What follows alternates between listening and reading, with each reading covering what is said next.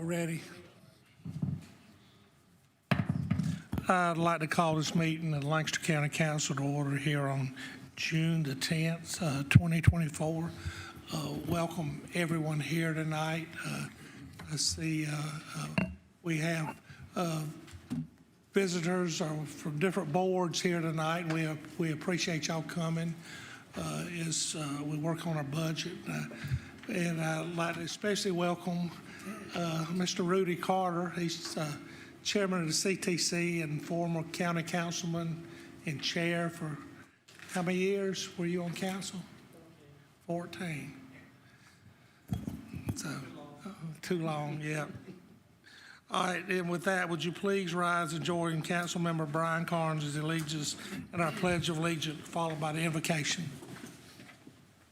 I pledge allegiance to the flag of the United States of America and to the republic for which it stands, one nation, under God, indivisible, with liberty and justice for all. Let us pray. Gracious God, we thank you for this beautiful day that you have blessed us with. Father, we want to lift up Sherritt's veiled daughter to you and ask that you would speed her recovery. Lord, we pray that you would give us wisdom and guidance as we go through our agenda tonight and help us to make decisions that are right for the citizens of Lancaster County. Be with us as we go home, put protection around us, and help us to be the servants you would have us to be. For us in Christ's name we pray. Amen. Amen. Let's move on down to our approval of our agenda. Do I have a motion? Motion to approve. Motion for Mr. Carnes. Second. Second for Mr. Graham. Any discussion? All in favor, raise your right hand. We have unanimous approval. Ms. McGriff will not be here tonight. So with that, let's move on down to our citizens' comments. Please bear in mind this is not a period of dialogue with council or a question and answer period. This is your opportunity to address council with your concerns. I ask that you address your remarks to council as a body and not to any individual council member. Please speak in the microphone, state your name and address for the record, and you will have up to 3 minutes to address council. Your time will not start until you have provided your name and address. Mr. John Delfosse. Delfosse. I was telling everybody, my son says, you can say dental floss, you know how to say Delfosse. Just don't call me John Dental Floss, please. Anyway, is the mic on? Yes, his name is John Delfosse, 7228 Shenandoah Drive in Indian Land, South Carolina. Okay, I was going to say good evening, ladies and gentlemen, but the lady's not here tonight, so good evening, gentlemen. I live in Sun City. I'm also on the district representative for District 1 on the CTC. And I was reading last month that the county council postponed the first reading on the proposed transportation sales tax. And I see now that it's on the agenda for tonight, so that's a great thing. But I was going to say, implore the council to take up the proposal and be in a position to actually put it on the ballot in November. The opportunity is to get this long-term plan funded is a critical need in the county and needs to be addressed quickly. So thank you for that. Actually, Dennis Mostel and I went to Sun City HOAC meeting last month and presented the plan, and it was overwhelmingly supported by the Sun City community. So I just want to let everybody know that, and you know, everybody's ready to work with it.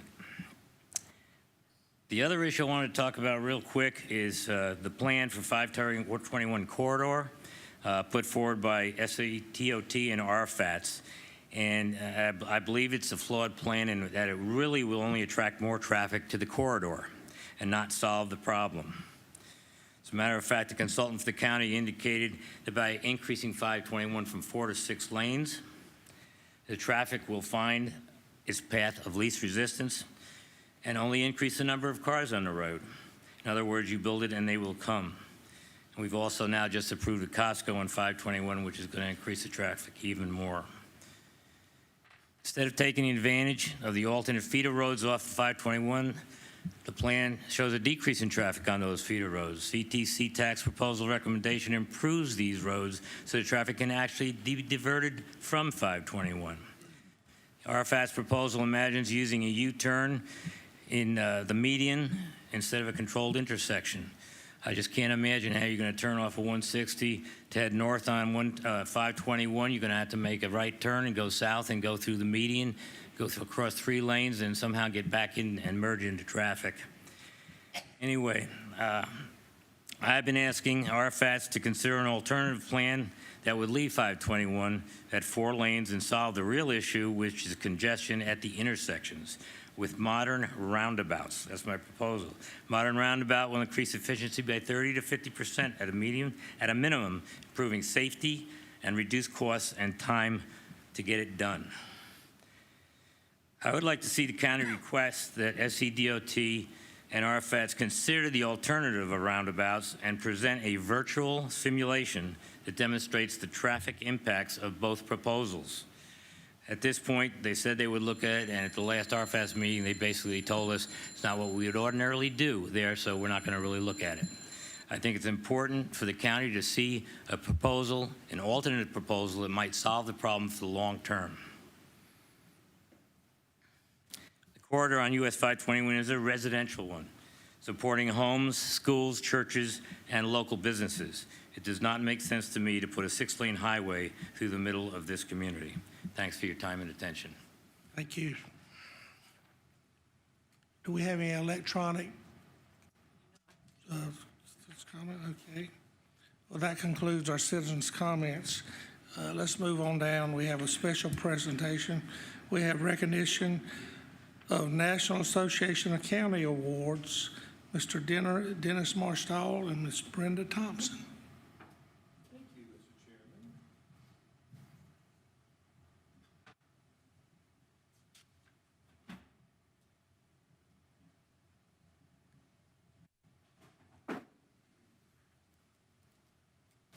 Mr. Chairman and council members, and everyone in the audience and those at home watching tonight, it's a great day. It's always a great day in Lancaster County, but even more so because we like to highlight the many programs and services that we provide in Lancaster County.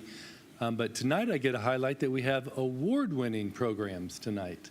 And so we submitted 8 submittals for different programs and services we provide to the National Association of Counties, and 6 of them came out as Achievement Award winners. And so we wanted to highlight those tonight and have some folks come up who've been delivering these programs. And so the first one I want to highlight is related to the Veterans Court. And I think Mr. Johnson's here and maybe some other representatives from the solicitor of the Veterans Court want to come forward. I'll give you all a little bit of brief about the Veterans Court as they come up here, and we'll do a plaque presentation. But the 6th Circuit Veterans Court presents a unique diversion program tailored for military veteran offenders with qualifying criminal charges. Departing from the conventional criminal justice system, this program offers a personalized approach to address the multifaceted needs of each participating veteran. In addition to resolving criminal charges, the program aims to tackle issues such as substance abuse, mental health disorders, medical concerns, homelessness, educational deficiencies, unemployment, and family conflicts. Central to its mission is addressing the enduring impacts of wartime trauma on veterans. Through a comprehensive and holistic framework, the 6th Circuit Veterans Court endeavors to facilitate rehabilitation and reintegration into the civilian life for its participants. So I'd like to present this plaque for an Achievement Award winner for the Veterans Court. So congratulations.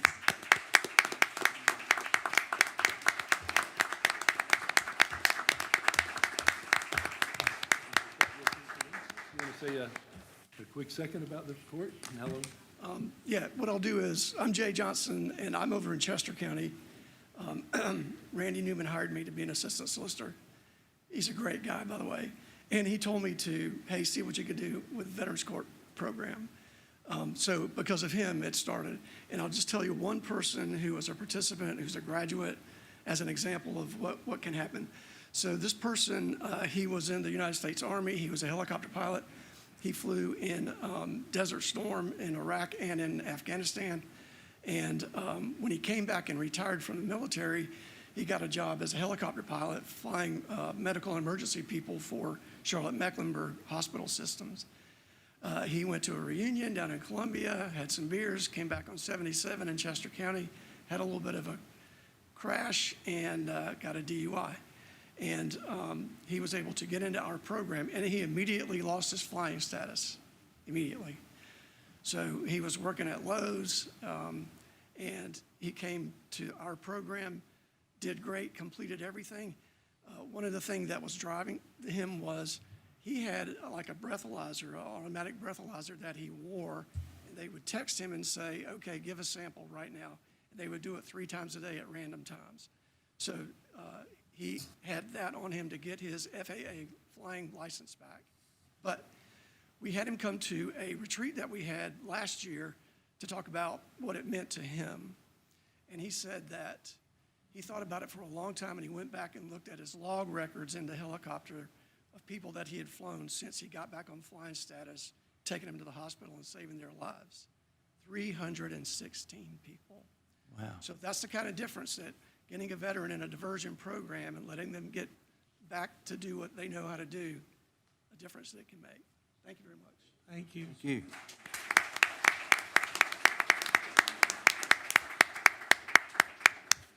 On this next one, I'd like to ask the sheriff and Captain Hilton and even Gary Baker from our communications department to come forward, because they put together a video that some of you have seen about a day in the life of a sheriff's deputy or in the sheriff's office. And so the day in the life video aims to humanize deputies and highlight success stories of citizens in Lancaster County for in-house use. By showcasing the daily routines, personal struggles, and achievements of deputies, the video seeks to dispel negative stereotypes and build trust within the community. Additionally, it features success stories of citizens impacted positively by deputies, emphasizing the beneficial role law enforcement plays in the community. The video's goal is to boost morale among deputies, reinforce their sense of purpose, and cultivate a positive work environment within the sheriff's office. So nice work by Gary Baker, put that together, and for the sheriff commissioning it, and congratulations. Thank you. Hilton. Thank you. And Gary, nice job on that one. You want to hold that there? We'll do a quick picture.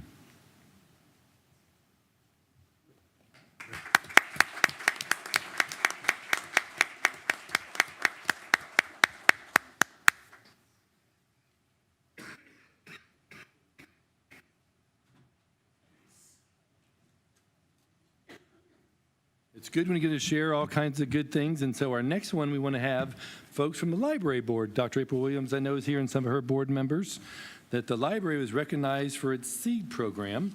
So I'd like for them to come forward.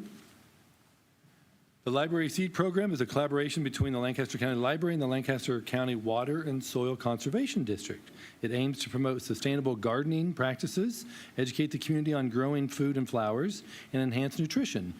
Patrons can borrow up to 5 packs of seeds per family per week from any library location with seed varieties including fruits, vegetables, herbs, and grains.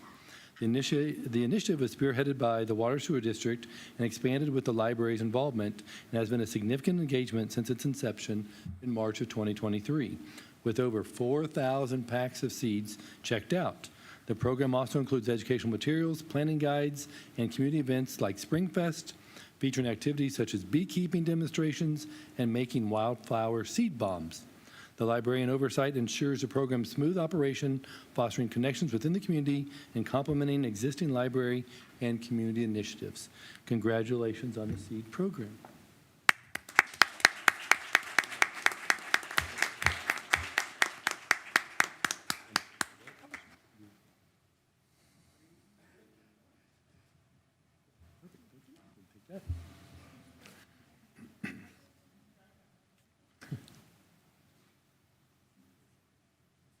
Our next one is, we talk a lot about using technology in county, local government, and making access to the internet. Our GIS has been certainly integral to our development program and for people to get partial information. And so we have an award for implementing GIS to meet the needs of a growing community. If Scott Hernandez is here from our IT department as our IT director. The county has used GIS software and tools since the early 2000s. Recently, the county is committed to define, design, and deliver an organized, shared geospatial-centric information structure that enables the county to manage data and resources using cost-effective, county-wide enterprise approach. The GIS, working through the county's strategic plan, provides a comprehensive overview of our economy, helps set policy direction for economic growth, and identifies strategies, programs, and projects to guide our continued growth. To accomplish this, Lancaster County Management hired an experienced GIS director to guide the implementation of the enhanced GIS using ARPA relief funds and other infrastructure to tackle the challenges of finding the right balance in urban infrastructure between sustainable development and the residents' needs. So, Mr. Hernandez, congratulations to you and the GIS team on this award.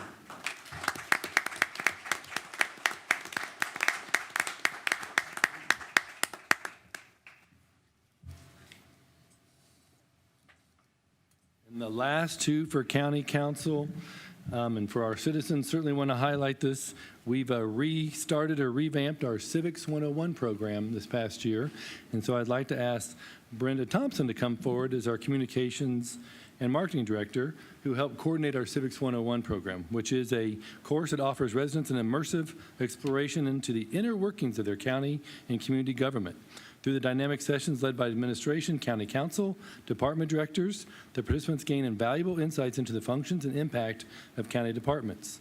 It's designed as a Citizens Academy. Civics 101 aims to educate and engage residents in understanding the complexities of local governance.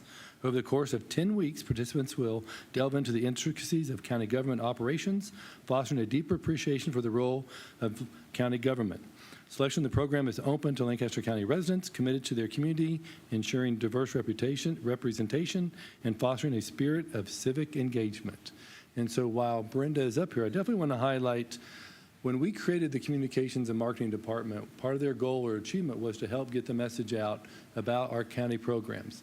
This is just one way that they've able to successfully do this through this awards program. So I want to personally thank Brenda and her team who are here, who have helped submit these nominations to put the right focus to get the attention that they deserve. And so again, congratulations to Brenda and Civics 101.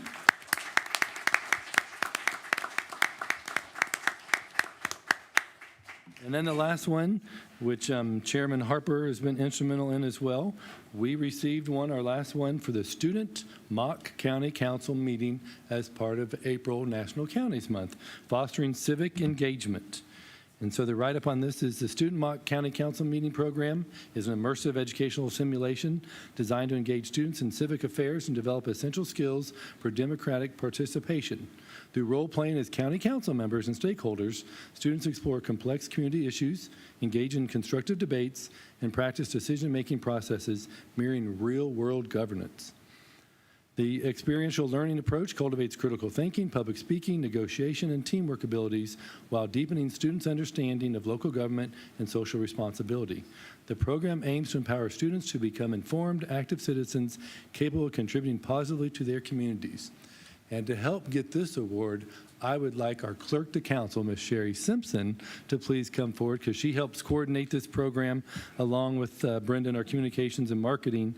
But she helped put the program together to have representatives from all 4 high school student councils come together this year. So appreciate Sherry for her work and helping to make the Mock Council an award-winning program.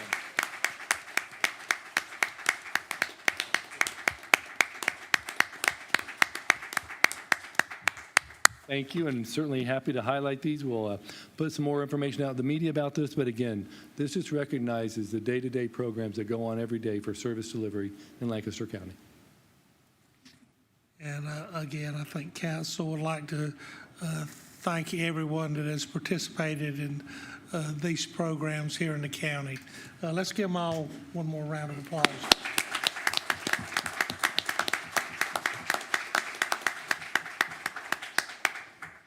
All right, let's move on down to our consent agenda. Do I have a motion? Mr. Chair, I move to approve consent agenda items 7A and 7B. I have a motion for Mr. Mostello to approve agenda items 7A and B. Do I have a second? Second. I have a second for Mr. Graham.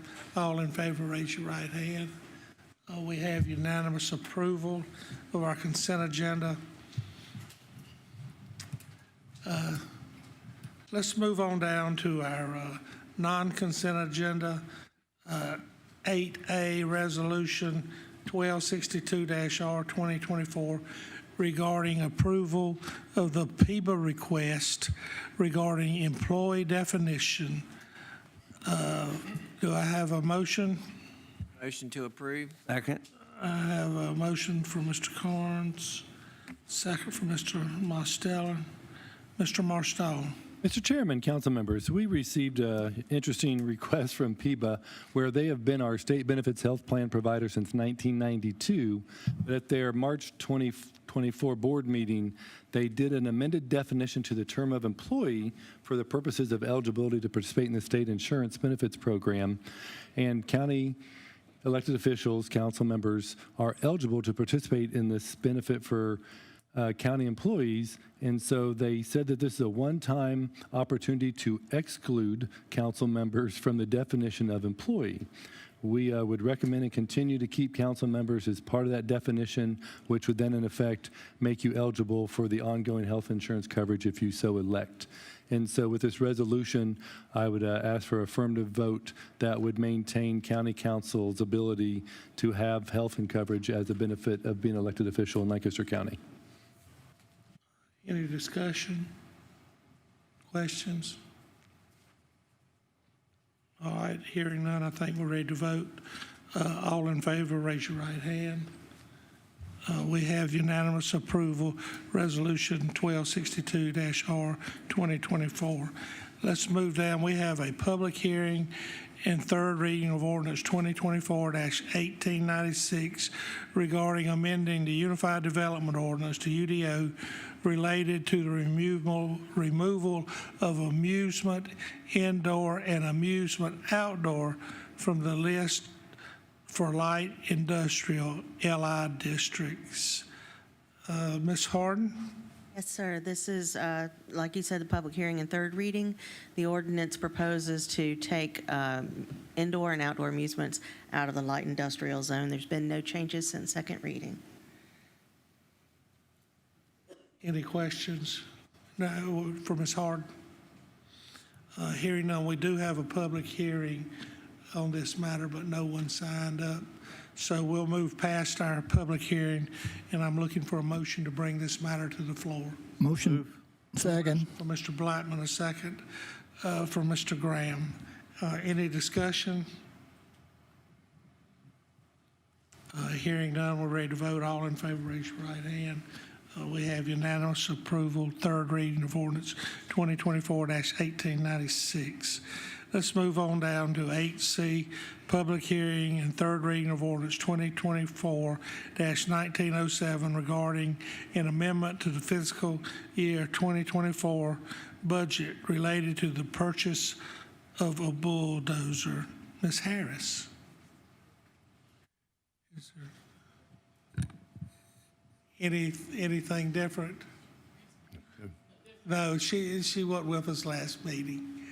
So this is we do have a public hearing scheduled for this, and no one signed up.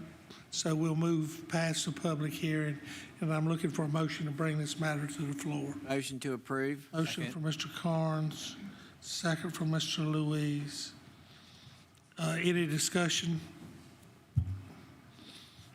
Hearing none, we're ready to vote on third reading of ordinance 2024-1907. All in favor, raise your right hand. We have unanimous approval. Third reading of ordinance 2024-1907.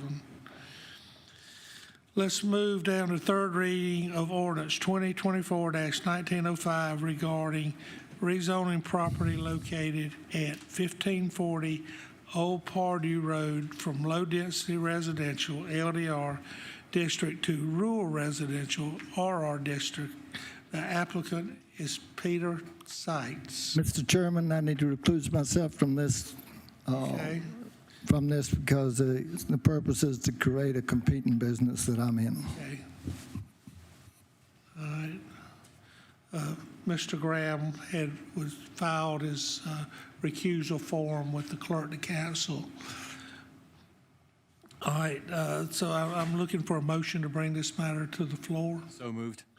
Motion Second. from Mr. Louise, second from Mr. Mosteller. Ms. Harden?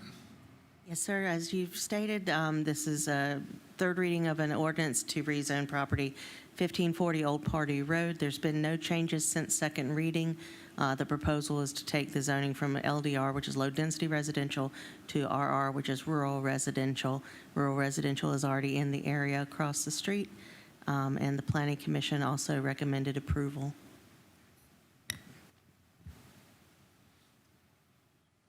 All right, to the public that's here, this is a family that's going to Yep. have a, would you explain? Sure, absolutely. So the applicant intends to place 2 homesteads on the parcel and use the remaining land as agricultural purposes, or agritourism is a potential on that site as well.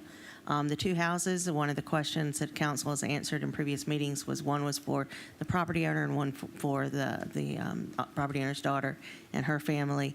The zoning that is requested does not allow swine-based agricultural uses, so there would be nothing in that kind of realm. Agritourism as farming-based attractions and activities.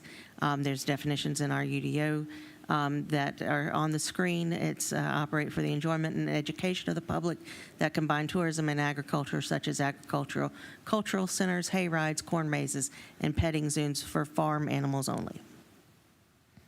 All right. Any questions for Ms. Harden? I got one. Is these homes going to be separated out from the rest of the parcel as far as or The applicant does not have to, and we're not aware of any subdivision proposals at this time. Okay. But if they do, then we'll review it under the minor I subdivision. just wondered if they was going to have the rest as farmland or whatever. And It's allowed, both the residential use and the agritourism are allowed to stay on the same site. gotcha. They'll have to register a house Yeah. up to, I think they can go up to 5 acres is the most. And the rest of it will be agricultural. They'll probably do less than that, Right. but, all right. Any more questions? Ready to vote on third reading of ordinance 2024-1905. All in favor, raise your right hand. Oh, do we have a motion? Yeah, I had a motion from Mr. Louise and a second from Mr. Mosteller. Okay, all in favor, raise your right hand. We have our third reading of ordinance 2024-1905 passes by a vote of 5 for, none opposed, and 1 abstain. Would somebody ask Mr. Graham to come back in?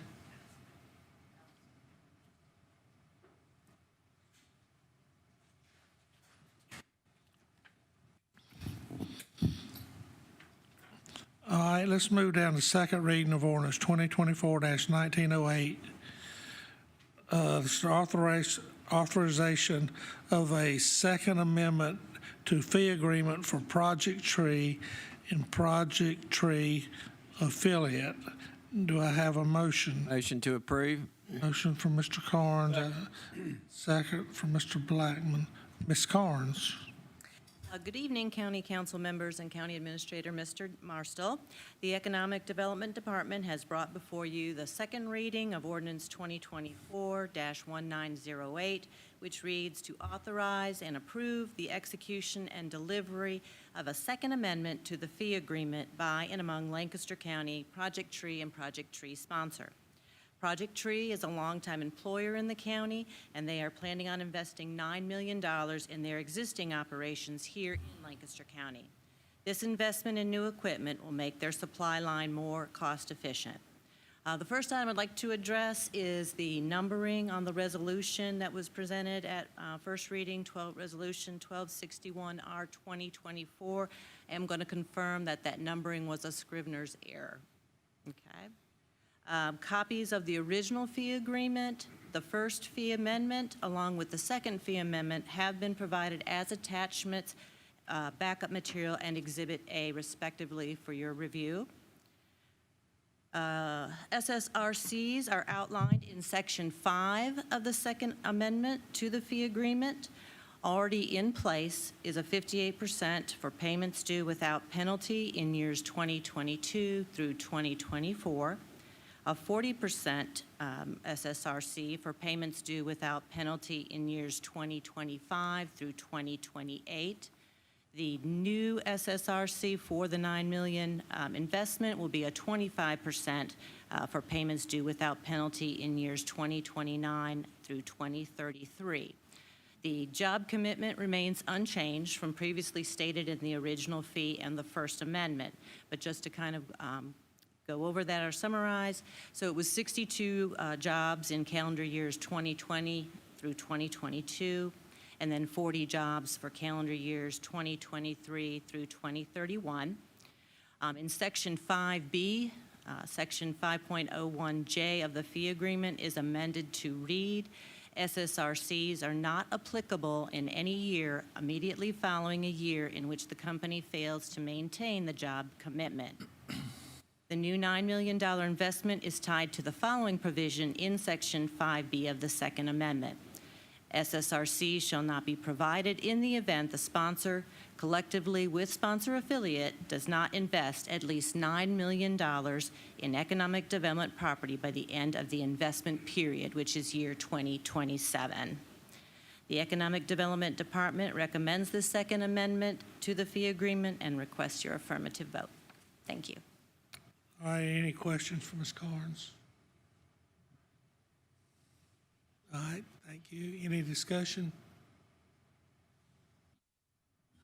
Hearing none, we're ready to vote on second reading of ordinance 2024-1908. All in favor, raise your right hand.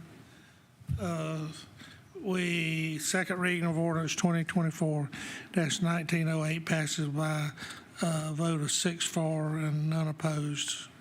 We have unanimous approval.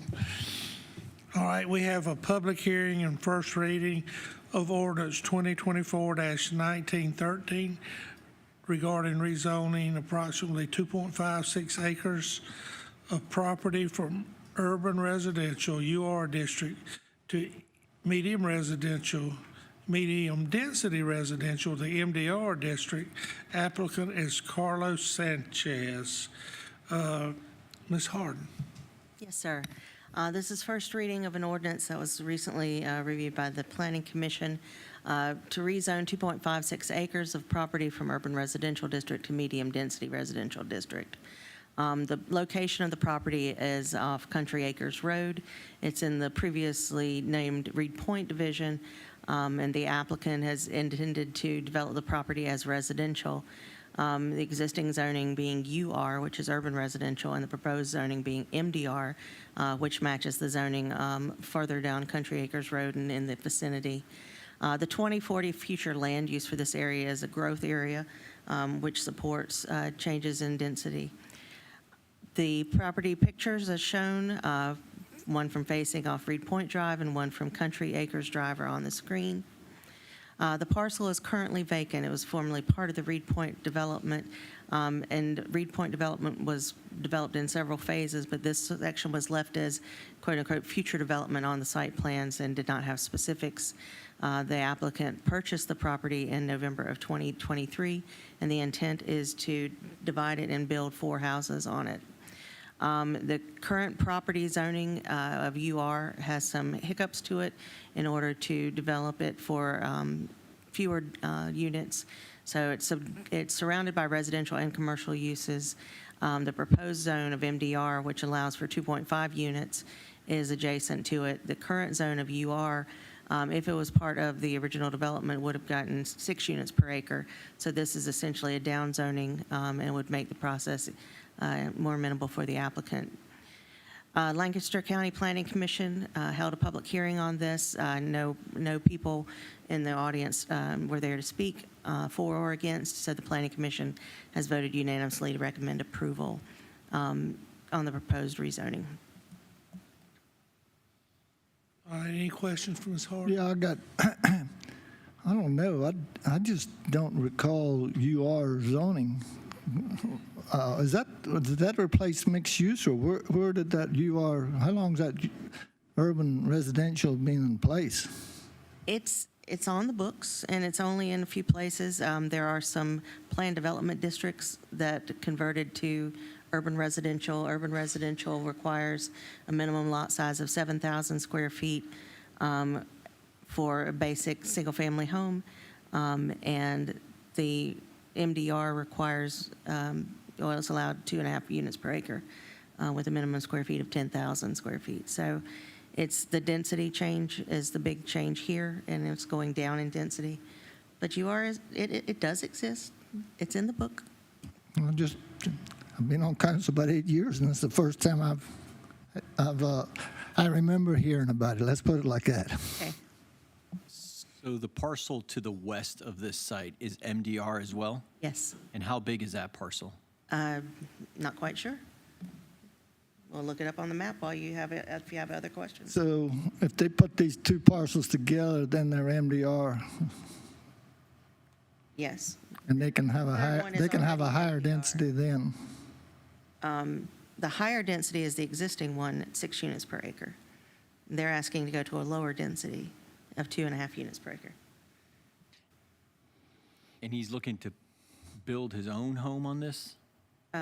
The application said that they want to build 4 homes on the 2.5 acres. Single-family, subdivided, or detached homes. And they have access to that property and everything. Yes. Which Has 2 road piece access. of property were you asking about was NB, Mr. Luis? The one to the right there near Tricia Point? It's to the west, so to the left.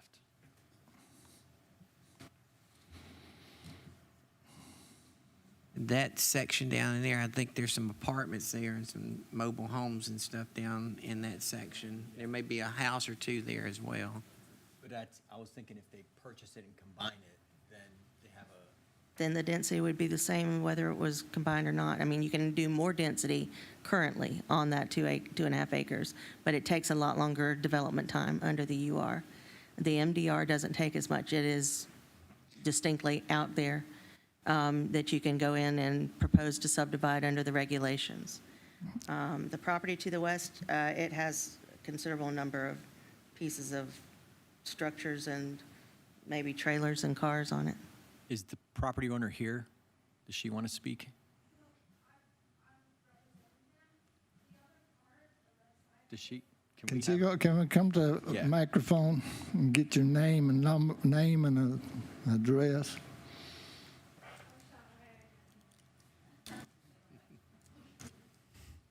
He is the owner of the other side as well. In the future, he wants to remove all the mobile homes to build more houses, but he wants to start with Country Acres first to do the development on the other side. But they told him that he wasn't able to combine the properties. I'm not understanding why. I'm 'Cause new it's to, different zone. yeah, I'm new to this, so he has to start there to be able to move to the other side. So the goal is to make it all one big parcel, And to move the mobile homes to make individual single mobile homes and which is combine. MDR, and currently, you know, my concerns with MDR and cluster development. But he wants to start over on Country Acres to be able to develop the other side, because if he starts on the other side, on Virginia Lane, on Sanchez Road, he has to remove the mobile homes to be able to do. I understand. And I got a question too for Allison. Oh, Mariela Sanchez. Do I say where I live? Yes. In 1039 Dana Court, Fort Mill, South Carolina, 29707. Thank you. Thank you. Stay here. Okay. Yes, I got a question for you. When you get through. I was just checking. Go ahead, you get through. Manufactured homes, manufactured housing, not allowed in the current zone, and it's not allowed in the proposed zone. So it would have to be single-family houses. Okay. Yes, sir. Yes, if they combine this property and put lots of houses in here, they do know they're going to have to be roads cut in there Right, yes, sir. The property, I was able to look it up on the map. The property already has access to Country Acres Drive. So whether this property is rezoned or not, the applicant, if he owns this, which it appears that he does, owns the property adjacent to it, would have a right to develop regardless. Okay, I got This you. is just additional acreage. Got you. Thank you. So what is the complication with the UR zoning? If they get more density, why would they want to reduce it? Because it requires a greater amount of property in order to develop, in order to begin development, there needs to be a certain acreage, and they don't have that. But is that property platted out of that? That property is platted, yes, sir. So what you're saying is under the UR, they really can't build anything? They can't start building. They have rights to develop, but they'd have to add more acreage to it, and that does not seem to be possible. So it's not, I mean, as a practical matter, it's not really a downzoning. We're really upgrading it so that they could allow development on this portion, which can't be developed right now. Actually, they have the ability to develop commercially if they want to, in the UR as well, which requires no density change. So depending upon how you see the units per acre commercially versus the commercial acreage that could be there, because that could be a neighborhood strip center right now.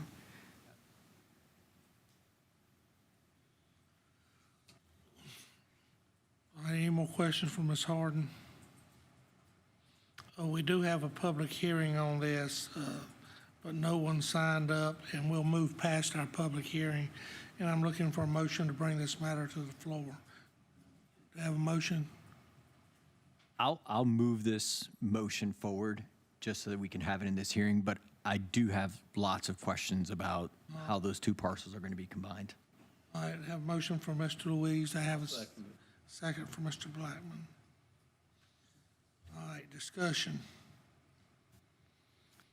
Well, I'm concerned about the combination of the into the MDR, and therefore it's going to be higher density, and I'm not in favor of cluster development.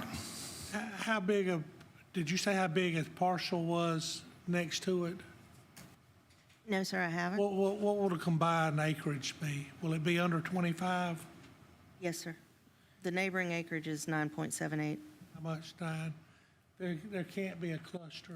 You can't be. Have 25 acres. Okay, that's good. That's good to know that. Correct. Now, is the intent to upgrade the other lots or to try to add additional density to the ones to the west? According to the applicant's representative, what she just said, the intent is to take out what's there and to redevelop to single family? Yep. Yes. That would be a significant upgrade to that area. Yeah, I would think that they're non-conforming right now in that area. Yeah, those mobile Manufactured homes have homes, been there for yeah. years, and they would be non-conforming, but they could be replaced. Well, under that scenario, I'm more in favor of it. All right. Any more discussion on this matter? Hearing none, we're ready to vote on first reading of ordinance 2024. That's 1913. All in favor, raise your right hand. We have unanimous approval of first reading of ordinance 2024-1913. Would you want to keep this on the consent for future? We'll keep this on the non-consent as it goes through in case there are questions Okay. on this. All right. Let's move on down. We have a public hearing and first reading of ordinance 2024-1914 regarding rezoning approximately 5.8 acres of property located at 1743 Linwood Drive from medium density residential MDR district to general business GB district. The applicant is Courtney Lomax. Ms. Harden. Yes, sir. This is a proposal, as you stated, for rezoning for 5.8 acres of property located at 1743 Linwood Drive. You have seen this recently. Last year, this came before you as a rezoning, or this property came before you as a rezoning from the INS, which is the institutional zone, to the current zone that is medium-density residential. The applicant was Grace Linwood Methodist Church. They had removed the church structure, left the manse structure, and were having trouble selling the lot.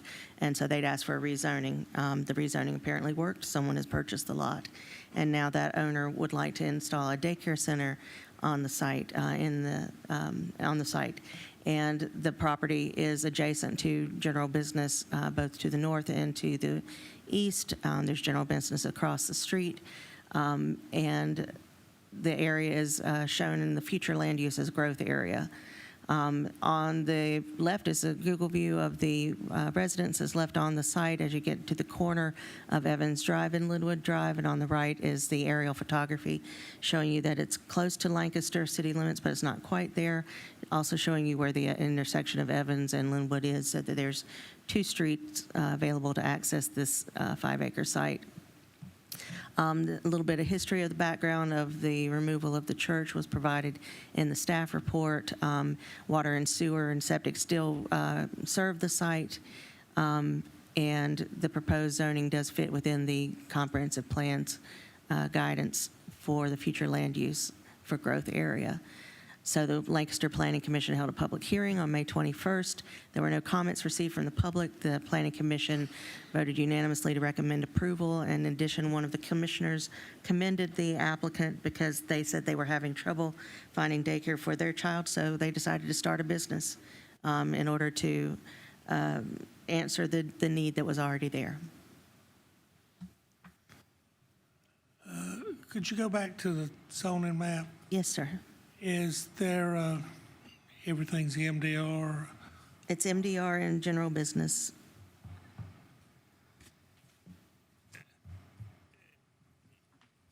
Is there any other district that would allow for daycare? Yes, sir.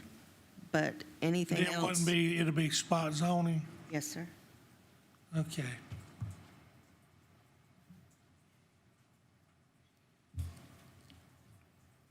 All right, any questions for Ms. Harden?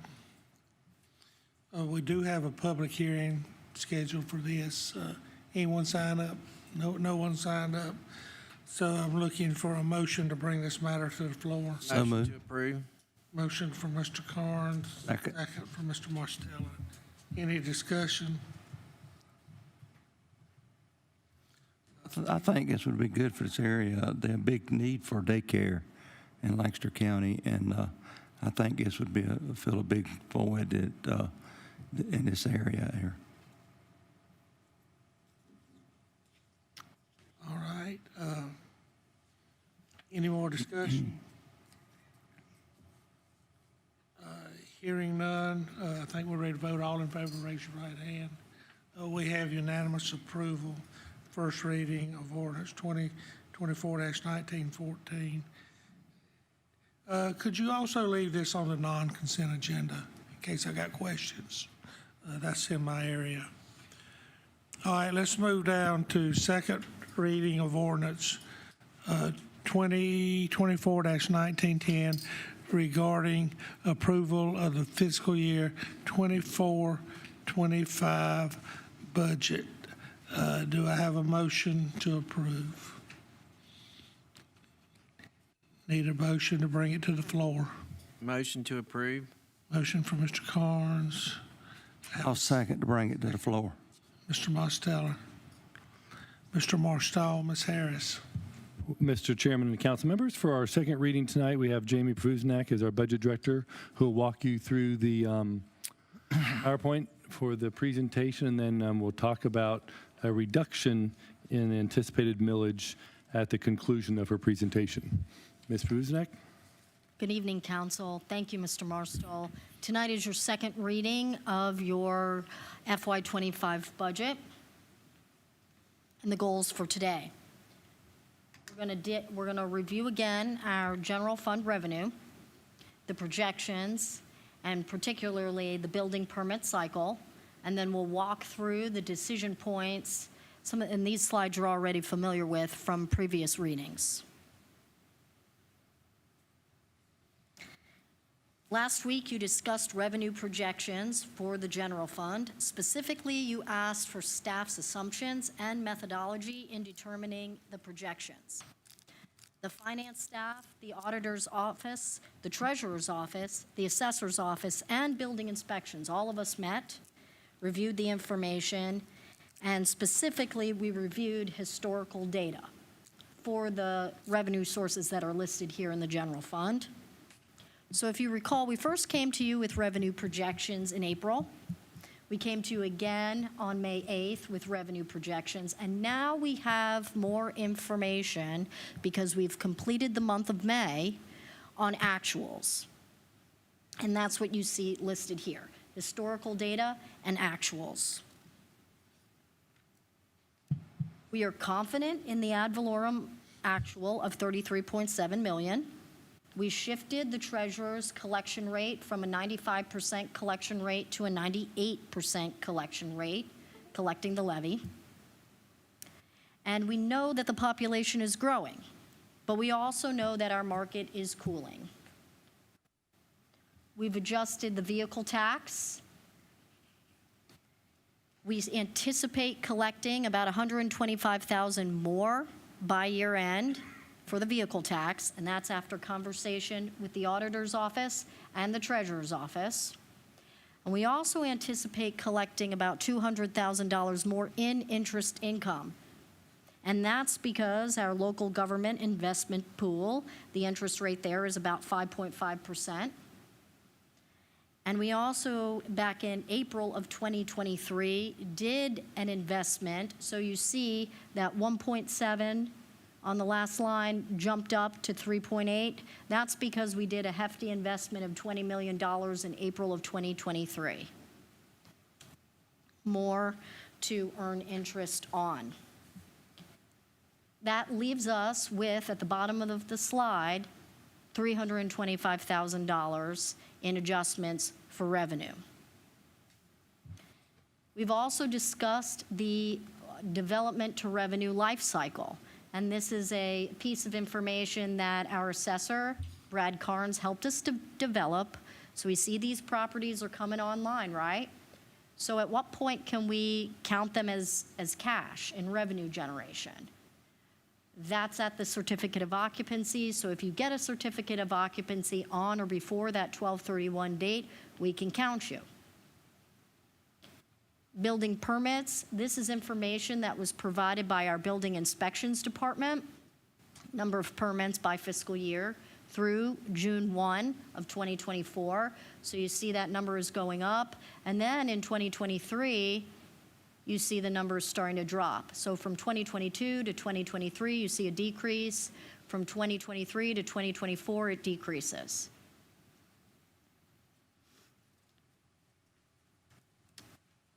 That's revenue. Moving on to the operating budget, the other side of the house, your expenditures. This is the picture of fund balance. So we know from the audit that on June 30th, 2023, for the fiscal year FY23, we had $54.2 million in reserves in the general fund. Throughout this fiscal year, you made several adjustments through your budget amendment process. That number of $4 million takes into consideration your the purchase of the fleet facility, fleet maintenance and elections facility. It also takes into consideration some cost overages for the ambulances and some sheriff's office uniforms. We anticipate, adding back to fund balance $2.3 million, and that's highlighted in yellow. Anticipate. This is unaudited, and what we anticipate in reserves by June 30th, 2024, $52.25 million. All right, where'd the 2.3 come from? Absolutely, sir, I can itemize that for you. You have, hold on a moment. I got to get this right for you. Hold on one moment, sir.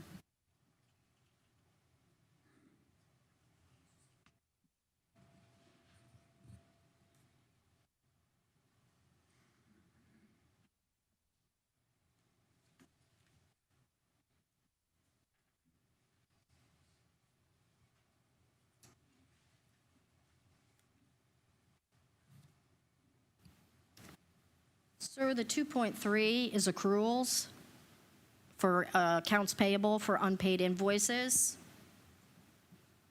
We're taking into consideration payroll through 6/30. We're also looking at existing purchase orders and encumbrances. And then we're factoring in unexpected costs and looking at revenue to expenditures.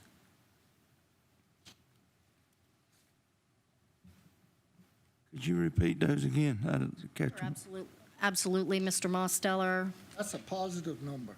That is a positive number. So what does that table do? You have 54.2, you're backing out the 4 million, you're adding back 2.3, and you're landing on 52. So there was 2.3 in extra in the budget from last year. Is that what you're telling me? Say that again, sir. The 2.3 is coming from the extra out of the budget from last year. It's just what's, we're yeah, in. Yeah, what's unexpended at the year end, what's unexpended. So that could be salaries, yeah. vacancies, yeah. I understand that. I just want to highlight that is from the prior year, was in the budget, but we didn't spend it. That's right, sir. Anticipated. And the word anticipated, okay? So this is unaudited. So your start for fund balance is this 52.5 million number.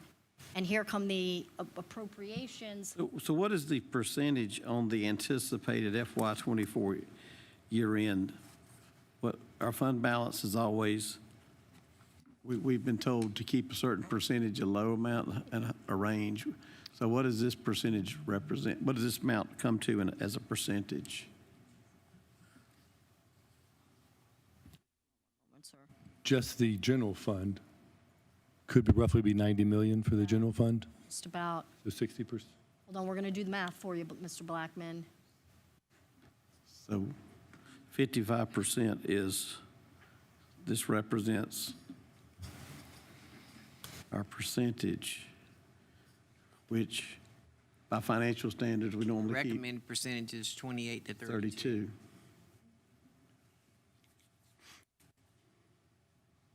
And of course, I would be curious as to that 2.3 million above it, how much did come from payroll surplus?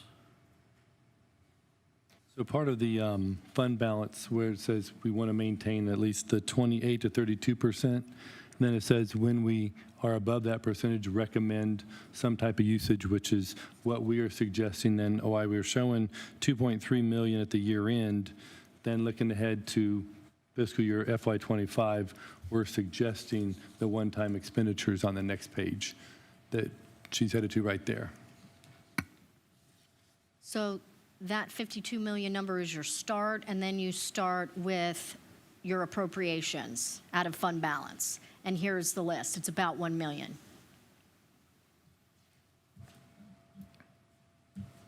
So that gets us to 49%. If you drop it to 50.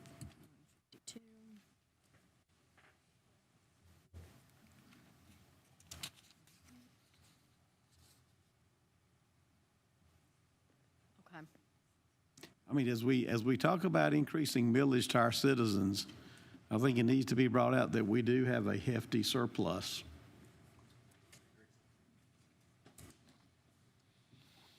That is a hefty surplus in one-time funds. It's a difference than what ad valorem taxes are. They are recurring funds. But one of the reasons you do have surpluses is because, as I've always said over the last 3 budget cycles, we have a lot of fluff in the operating, which then translates into our end of the year fund balance, which then now becomes one-time expenditures. But it was derived from recurring revenue minus expenses. So in other words, I think we can tighten up our budget with this much surplus. Right, and if there are expenses that are identified that are one-time in nature, the fund balance is there to support that. But what I'm saying, though, is every year we have a fluffy budget, always coming up with surpluses at the end of the year, which we now put into fund balance. If we operated more along realistic numbers, realistic revenue numbers and expense numbers, we would not have this much left over, 2.3 million, that we now are going to commit to one-time expenditures, when in fact we could have used it in operating and held millage down over these last years. You weren't here so this is before. We don't know what percentage this is from unfilled positions, do we? I know we know, because I know the Sheriff's Department has at least 8 in the, in the jail, and I don't know what we have countywide. You can't get that information would be helpful. What percentage of that? That is something that we can estimate to see what portion of that is from lapsed salaries and what portion is from. Yeah, I could just, Yeah, the issue is we're at second reading. percentage, is that 80%, 90%? It's approximately 56%. 56? Correct. Okay, all right, thank you. You're welcome.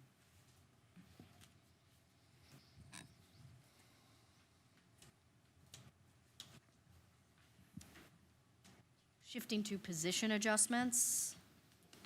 This is a slide you should be familiar with.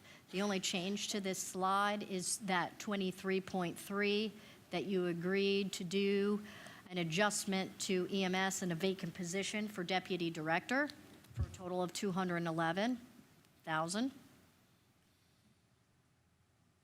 Existing positions again and upgrades, that bottom line figure, 92.7. Moving on to new positions that you're interested in approving. There are a total of 9 new positions that you are interested in. The changes here, as a reminder, are you backed out the grants writer, the grants coordinator. You added 1 corrections officer to the detention center here. And you backed out a director for fire rescue. So you've got $808,000 there. New positions. It would have been useful to have it all on one sheet. What was the previous number? The previous number was 11 positions, and I believe it was a little over $1 million. It was $1,066,214 for 11 positions. Now you've decreased it to 9, and you're at 808.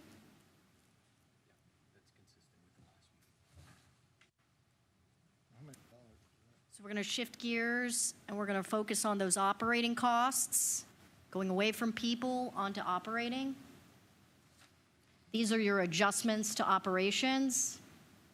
What's new? It totals $1.7 million.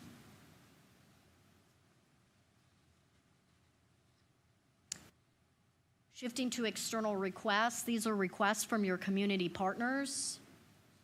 So, I'm sorry, just to go back to that. So if I added those up, that includes how we took out the contracted services for grant writing at the last meeting, which is why it's a 98,000 less than what it was. Exactly right, sir. Okay. Good catch. Professional services backed out $98K. Okay.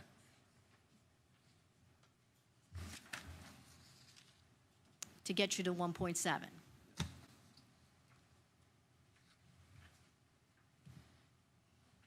Moving forward on to external requests, again, your community partners requesting local dollars, Change here, if you recall, last week you had a member of the Council on Aging speak to you, specifically on LARS and public transportation. You then decided to fully fund their requests at $100,000.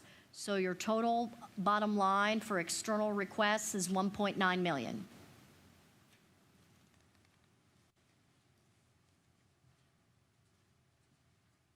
Now, we do have a change here as well to your replacement fund. The first question was around fleet vehicle and what's in that replacement pool. If you recall from last week, it was over $900,000. After talking to Brandon Elliott, we determined there were some one-time costs that needed to be backed out of that number. This is good news. So this number dropped to the 495, which in light of that, the proposed mill goes from 5.3 to 6.4. So it's a 1.1 mill increase. And we That's had to a 2 fund- mil before, right? Say again, Mr. We Collins? had a 2 mil. 2.3, That I is think it correct. was. I thought it was more, I thought it was 2.3 or something. Yeah, it was over 2. It was, That's for the equipment. Yeah, yeah. Yeah. yes, this is Fund 11. Well, that's pretty significant. It is. There were some one-times that we needed to back out of that number from last week, and that's where we landed on that 495K.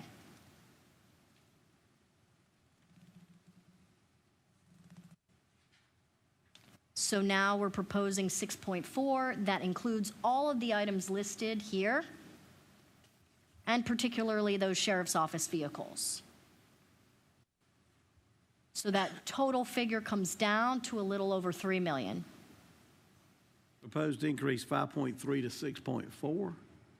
Yes, because that would include, once again, funding for the sheriff's office vehicles. We're trying to find a consistent and reliable home for the vehicle replacement program for the sheriff's office. And so we still need a mill. But now that we can decrease the vehicle replacement pool, having talked to Brandon, we still need to find a home for the sheriff's office vehicles. So there's still a mill increase, it's just less of a mill increase.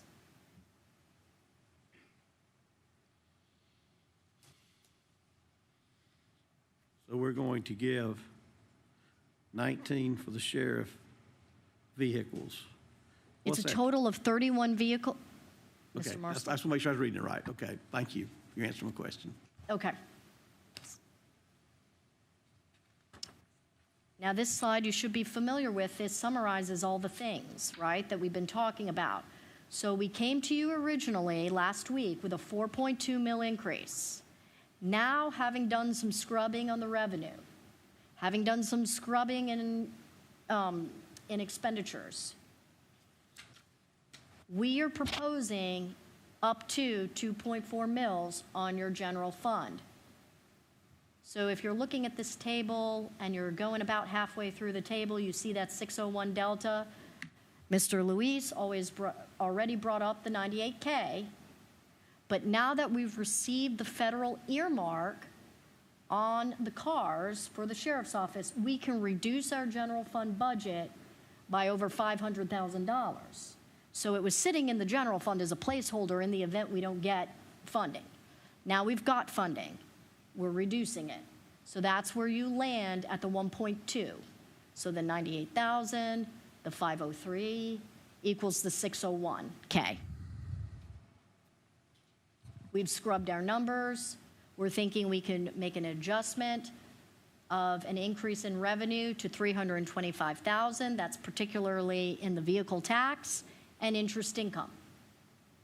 And so that 926 is the difference from the first and the second column, 926,000.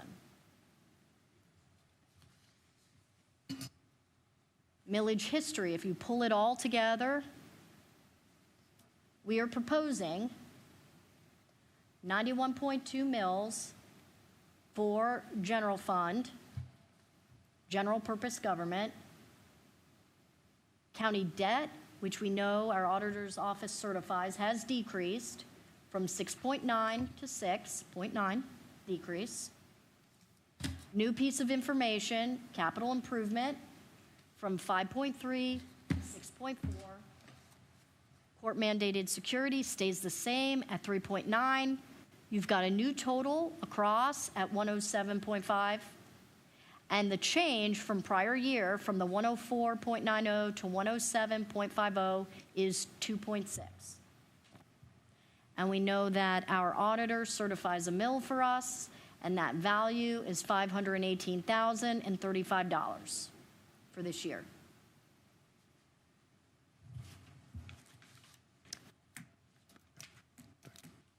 Whoops. Okay, so I'm happy to turn this over to. Well, let's go back to this permit stuff. Yeah. So you gave me these great permit numbers, but you don't give me any CO numbers. Good observation. I thought that's what we talked about last meeting was, doesn't matter how many permits you pull, it's going to be a trend line in the certificate of occupancies. We don't have any data on that. We do, we just need to provide it to you. Yes, I would agree with that. So Can we get it? I mean, do you have it? We don't have it in a compiled format, so we'll work on gathering that. Because you're right, the COs next to the building permits, we know the permits are going to end right here. The permits are going to end on the same level as where we were last year, roughly the 3,400 numbers, because this is through June 1.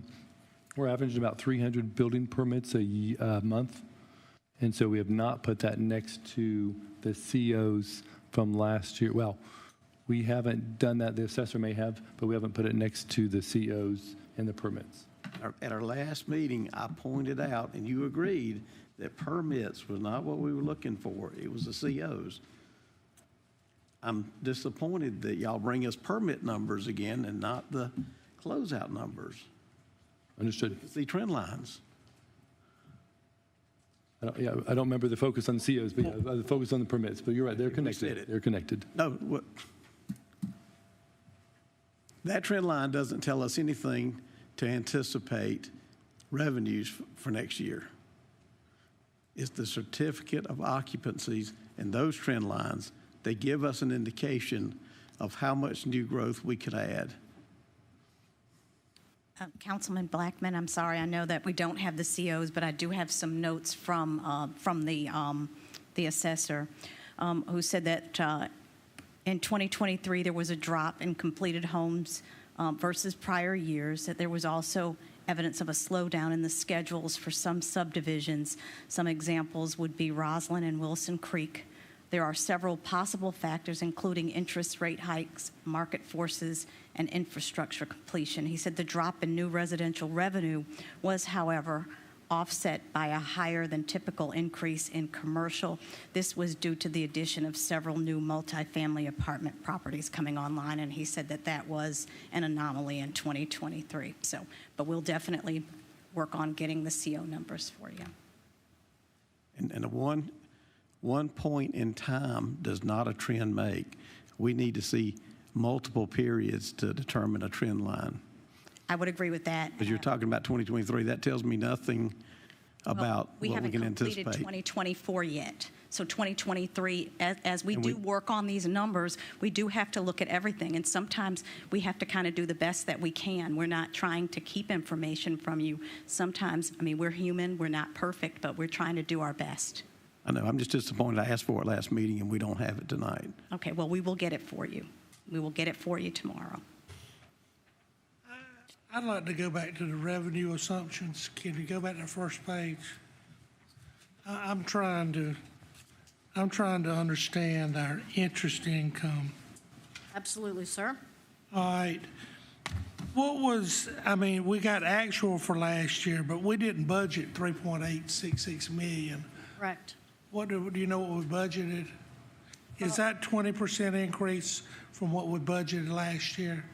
For this year, the 200 and, what is it, the additional 200?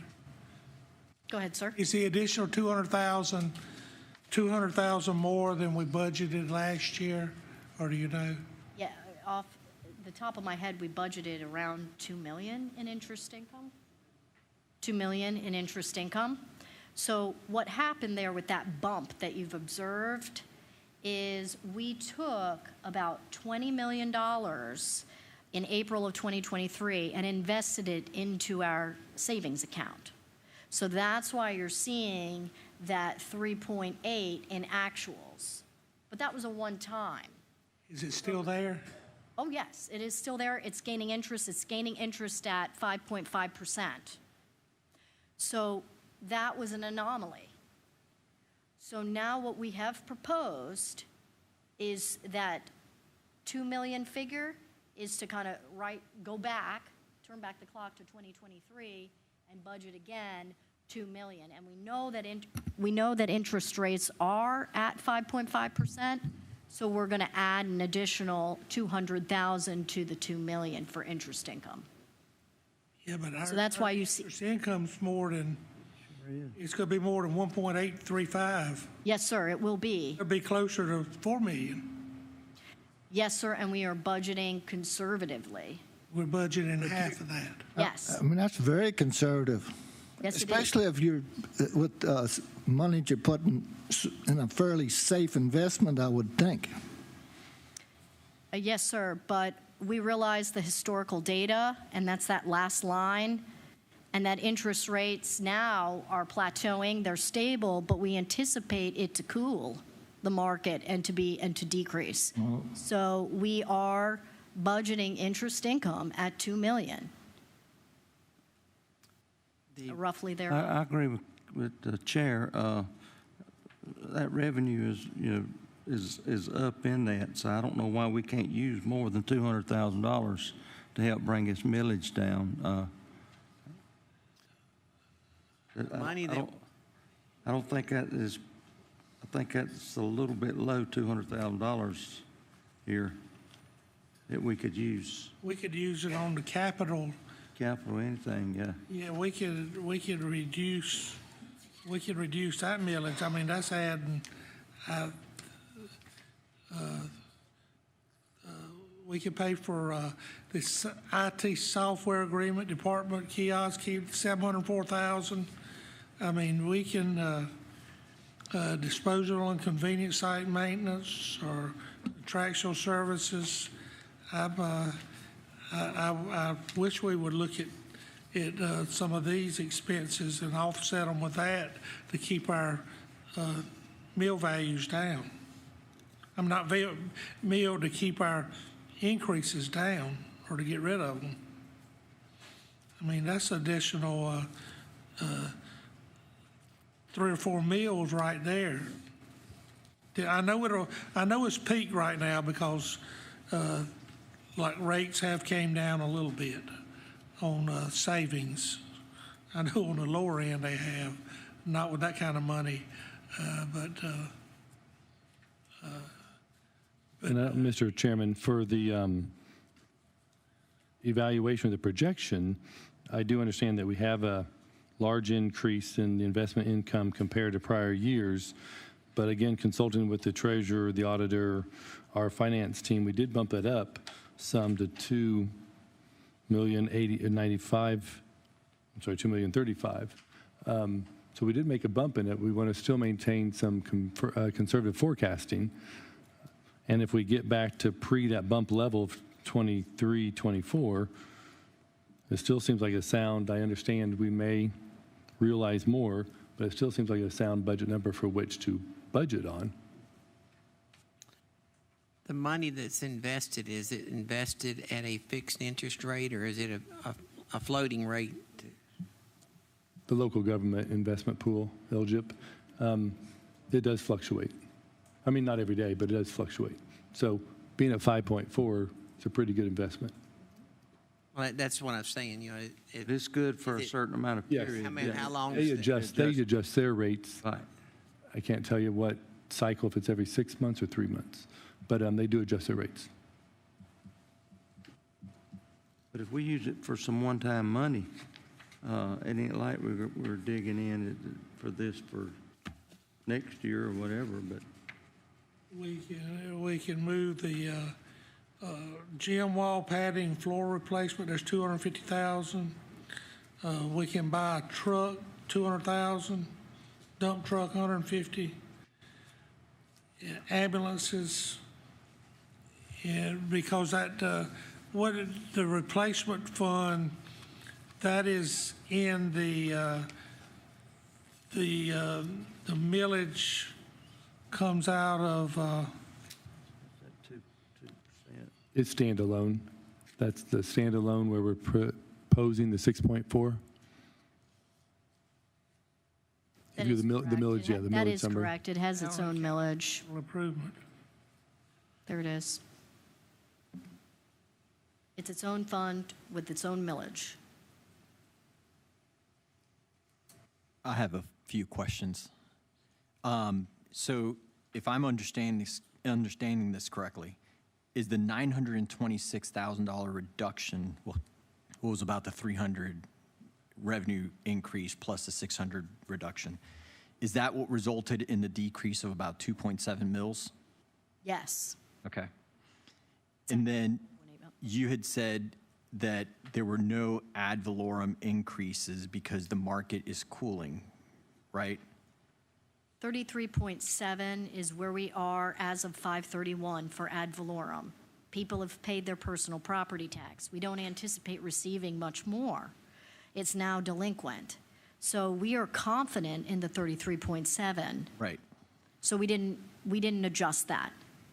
Right, but if you look at the years from before then, we were at 8.34% increase in 21, 22, then 11%, then 15%. So I guess I'm trying to figure out, I thought it was because you had said the market was cooling and everyone had kind of agreed, and that's why we didn't increase the ad valorem taxes more than the 3.7%. Yes, sir. Okay. Yes, sir. So that is. I'm with you. Yes. Okay. And then that decision was a consensus decision Yes. between We sat. planning, zoning, the building department, kind of all the different departments? Yes. We have sat with the auditor, the treasurer, the assessor, building inspections, and we all feel confident in that number, Okay. in that And then 35 million. the building permits, if I'm reading that page correctly, there's about an 1,100 permit reduction from 2022. You went from 4,139 to 3,035. No, the 3,035 is just through June. Correct. So they're anticipating another 300 to end the year, because it's running about 300 a month. So 2024, that 3,035 should mirror the 2023 number. If you add another 300, could be 3,335. Okay, so it's about a 20-25% reduction, let's just say, if we're looking at the numbers. So I'm going to go back to what I said at the last meeting. So I guess I'm still wondering why the wages for the building and the planning and zoning budgets are 140% increases from actuals and 220% versus actuals. Because you're going up in the building department, your actuals through the end of May is 674,822, and your proposed budget is 931,038. It's about 140%. And then for the planning department, you're at 437,834. And I had actually run it against the 970. You're actually requesting $1.2 million, which is more than the 220%. I just don't, if everything's slowing down, we're not increasing ad valorem taxes, something's not making sense in those numbers.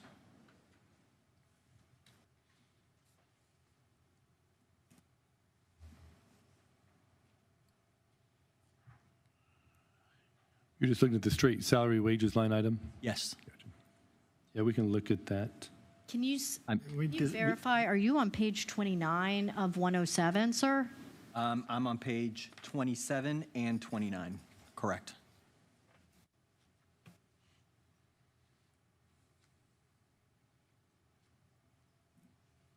Yeah, let us look at that and see. Well, I'm gonna make a motion to actually reduce those, because I think even if things are going down, I would suggest that we reduce the planning and zoning by 350 and reduce the building by 150, which would give us a $500,000 reduction, that would be fairly significant and could, I think, accomplish what a lot of you are talking about. We need to be very careful there. We have been vastly understaffed in planning and zoning. We're not able to respond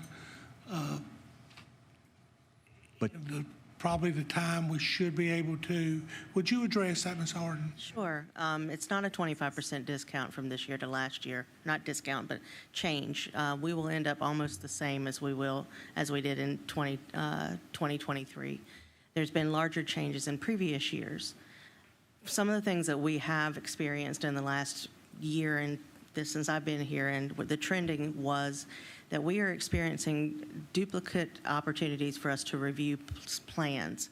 We have consistently had subdivisions come to us that believe that they're ready, but because of hindrances by other review bodies that are outside of the county's ability to control, we end up re-reviewing and re-reviewing subdivisions. You can see them coming back to Planning Commission after they've been turned down because they don't have water and sewer or they don't have DHEC permits, and we see them again and again. That doesn't mean that we don't do the job.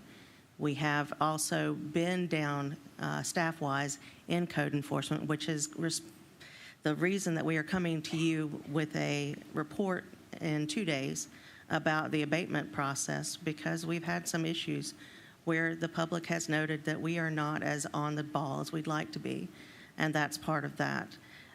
We also have the comp plan that we just finished and the UDO that we're in the process of rewriting, and that requires staff work. That requires work for us to evaluate everything that goes through. And we have been severely lacking in some of the staff positions being filled in because of the job market. We have tried. We have had the planning director position was advertised for 3 months before we found a handful of people that were good enough to interview. We had some good people to interview, but not enough to put them up against a panel. So we are working our best to get all that done. I'm happy to say that the new planning director is doing well, that she's got a plan to make everything move a little smoother through the process, and we can't make it move smoother through the process with fewer people. So how many people do you need? We need the ones that we have available to be filled, and that's what we're working on. How many is that? double it. Oh, no, How many currently got, and how many do you need? we have 2 more in the planning department. We have at least 1 more in the in the zoning division of the planning and zoning department, and then 1 specific need in the building department, which is a considerate need that we have had several times applicants on the line, but we have not been able to make that final connection. So how many you got, and I'm still confused by that answer. Okay, 2 in planning, 1 in zoning, 1 in building for sure. Yeah, but how many you got right now? We have 4 in the zoning side, and that is the zoning administration. That includes the zoning administrator and the staff to work the permits coming into the cycle, and then the 1 person we have that does all the commercial reviews and also does the residential reviews. And then we have, I'm answering the question, sir. And then we have the 1 person that does the code enforcement now. We have 1 more that's on the job, or coming on the job. Just give me the total number of people. Just answer the question. I'm answering. I can't add all that up and keep track of which ones you're talking about. I do not think we're overstaffed. Well, I don't dispute that. I'm just trying to get some numbers. All right, we have 8 in planning and zoning. We have 3 openings that we're trying very hard to fill. As far as building, I don't know the number exactly, but we have the inspectors and the staff that bring the permits in, and the technical review staff as well. So just to be clear, with the 8 people that you have, that does not include the current planning directors not through. Would you It does assume- include the current planning director. With the 8, but I'm saying in the budget that we're looking at for the actuals, I'm assuming it did not include her because she had just started, and the numbers that we have are through the end Did of May. include her. It Yeah, did our include her? salary pool includes those people that we haven't had. I'm talking about the actuals. Yeah. On the actuals through May. Actually spent. What's actually been spent Yeah, she probably would've doesn't factored include. it, yeah. It probably doesn't include. Yeah, she's been through one payroll cycle. Right. So you're at 437. I would assume you include the whole salary. You're at 500,000 for 8 people. More or less? No, 9, because my salary's in that budget Okay. as well. So 9 people for 500,000, and you said you have 3 openings. We have 3 openings. So you're going to double it from, let's say, 500 to 1 million. So 9 people is 500,000, but 3 is an additional 500,000? We are not going to double it. We are going to go to just under what the budget allows because we're coming in at entry-level salaries. The budget got to the point that it was up until 2022 because there were several people that had been there for a while, and then they left. And they left in succession. So we had entry-level salaries. You had a period of time where the director was a contract director, and so it wasn't in there either. Right. I'm just assuming, so we're about 500,000 for the year, because I'm adding a significant amount. Because currently you're at 437 through the end of May for 9 people. Okay. But that a fair 3 openings. If you say it's a fair assumption, it's a fair assumption. That's my point. Something's way off. One of those positions you just added, so they wouldn't reflect in Right, those numbers for the year. So right. now, does this number also include fringe and insurance, all that kind of stuff? Yeah, but I'm not asking to adjust. I'm just asking to look at these numbers because it looks fairly off, and that's why I was assuming that if we reduce that by 350, you'd still have an additional 150,000 available. I'm just saying if we're looking at places to cut, that seems like an obvious one.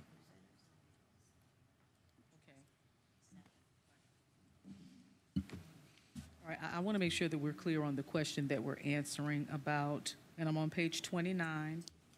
29. I'm looking at the budget. I hear you talking about the budget, but also the actuals.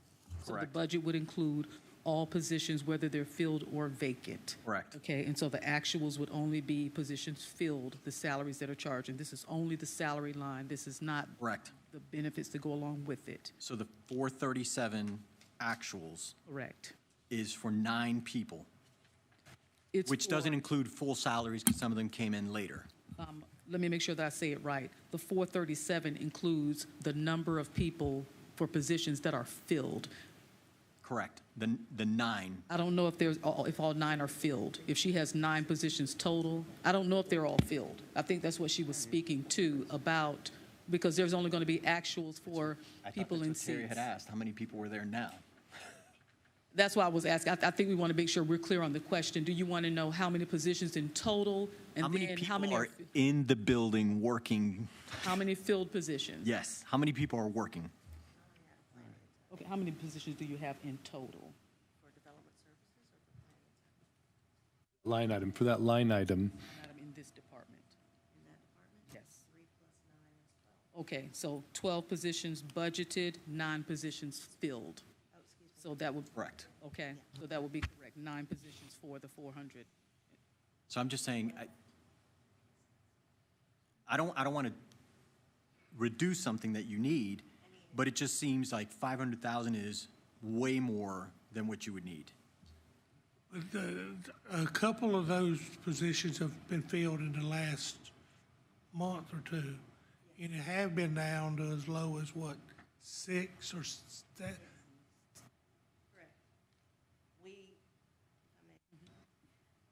The administrative assistant position came in on the same day as the director, so she won't be shown in here either. And then one, then we've got- you've got a So it's over 300,000. enforcement officer coming. Is there Code another? enforcement, yes. See, we're down to, we lost our zoning enforcement officer. That position was vacant for a while too, wasn't it? Yes, sir. And they hired one from another department and transferred him. And then they have another one coming, correct? Yes, sir. We're about 340,000 in the difference between where we are now and where we hope to be when all the hiring is done. So it's 100, so we have 150,000 that we could reduce. We'd prefer you leave the space so that we could hire quality people and have the room to make that decision. I'd like for you to give us a year and let me come back and give you the difference at the next time so that we've had a chance to hire everybody. I would reverse that. I would, I I would did the say other way. we take it out, and then if we need it, we can add it back in. So I want to make sure that I'm clear on the request, because that would be equivalent to eliminating positions or budgeting for attrition. Because if we take the dollars away, then the positions, the dollars aren't there to support the positions. I can't tell you exactly what it is. I can tell you about what it is. But without going through the whole process, I can't give you full-on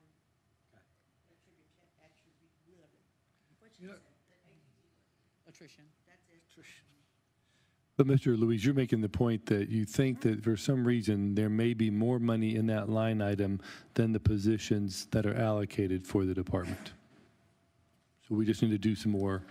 It's not a question of reducing your staff. It's just a question of is the Sharpening. money rightly allocated for that line item? Although the additional question is, should we be increasing staff when we've just heard that the market is cooling? So that, I'll give you the same argument that the sheriff does. I got to be competitive. I have to remain competitive because otherwise Indian land goes without eyes on it, and you have more people calling you upset. I'm trying to make sure that the staff we get will reduce the calls to your phone at the end of the day. And I know the permits have actually slowed down, but activity is not. You have got more people looking at projects from one end of the county to the other. Over the last 2 weeks alone, we have had people trying to develop on property that is either undevelopable or seriously impacted by things like wetlands, watersheds, and floodplains. That takes extra review time. And currently, not only am I just getting out of the planning director position, I'm also the floodplain manager. So I'm trying to make sure that we keep eyes on that. And I agree with Ms. Hard. We do not need to cut planning and zoning at this time. I think it's something that we could look at to cut now, and if we need to add it later, if the positions, we can add them later. I just think it's going to be harder to ask our constituents to pay more for roles that don't exist in a market that's cooling. I don't disagree with your argument, but we also have to be cognizant that if we eliminate this, that it makes it much more difficult for us to put it back because of constraints that we have from Act 388. I mean, if you take out a bunch of positions and next year you try to put them back, I mean, we're already struggling to provide positions just for the sheriff and the detention center. When you start cutting other areas, it makes it even more difficult. I mean, when you look at our budget, about 50% of it goes to public safety. In addition, we had hoped to have the grant writers so that we could apply for grants to put in programs and policies and software that might make things a little bit more effective on our end. But without that, we can't depend on that. I So we think have to one do thing everything that by hand. would help the discussion is if we had a list of the number of employees, what their salaries were, how long they were employed for the year, then that sort of helps go to what Mr. Luis is talking about. Because we've got people that just started a week or two ago. We had positions that were empty for months, and if we could get that kind of information, it really would help the discussion. The only thing I would ask different is that you have a group total and not Yeah, to individual salaries. I don't think. I know they're public if they're over 50,000 a year, but I don't. Yeah, I mean, all we're interested in is the total dollars. All I'm interested in is the total dollars. Yeah. I'm not interested in what people make. Because it'll make me cry, because I make very little. I know, you know, we like to get everything done on the second reading, but if you got something that you're going to actually reduce on the third reading, I don't think that's the issue if you're going to reduce spending or whatever. So, I mean, you can make whatever motion you would like. But my position is, I mean, I hear it, and they have had a struggle responding within the time that they should be able to on projects, and that makes it harder on staff and everybody else, because this area is growing, and there are many sites, whether they go through or not, under contract around this county. And I feel sure Ms. Hard could. So if we're give you a growing, list of- then I think we do the revenue adjustment like Mr. Blackman was talking about. But it sounds like we're cutting it on both ends on the wrong way. If we're saying we're growing and we're adding more revenue, then we should add more revenue to the ad valorem. If we're saying that it's not growing and the market is cooling, then we need to make a cut. So I just want to know which direction we're going in.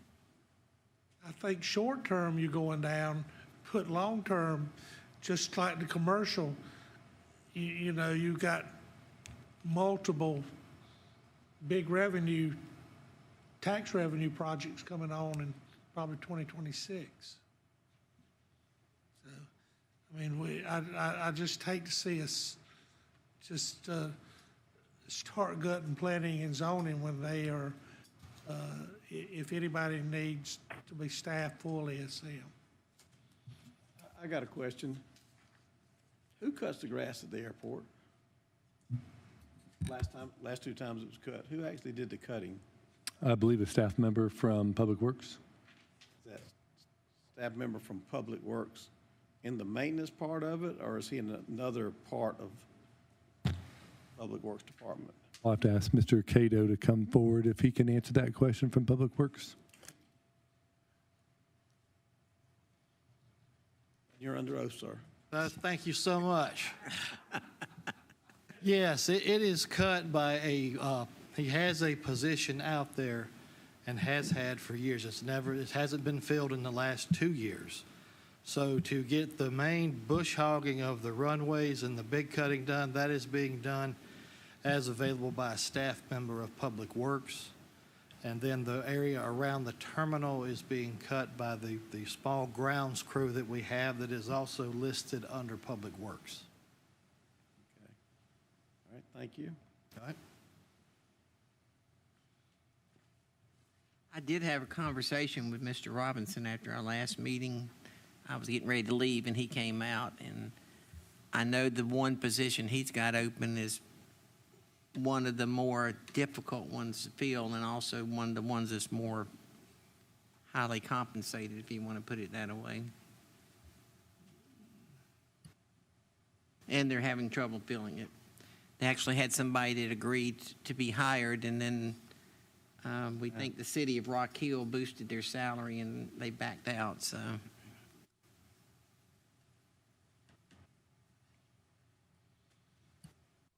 Mr. Harper, would you like to move on to the funding plan for Indian Land?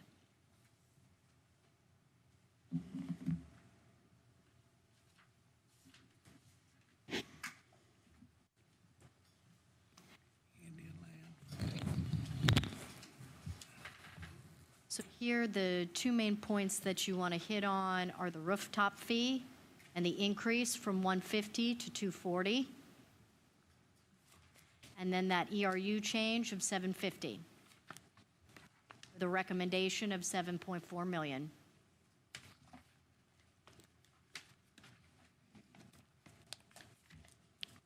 These are the scenarios that you've seen in the past. When we last convened, you asked us to do some research on the ERU and the rooftop fee. We've adjusted accordingly. In summary, we'll be back on June 24th, where you will have your public hearing. You can hear from your constituents, residents at that point, and then the third reading of the budget ordinance and adoption. First of all, we got to pass second reading.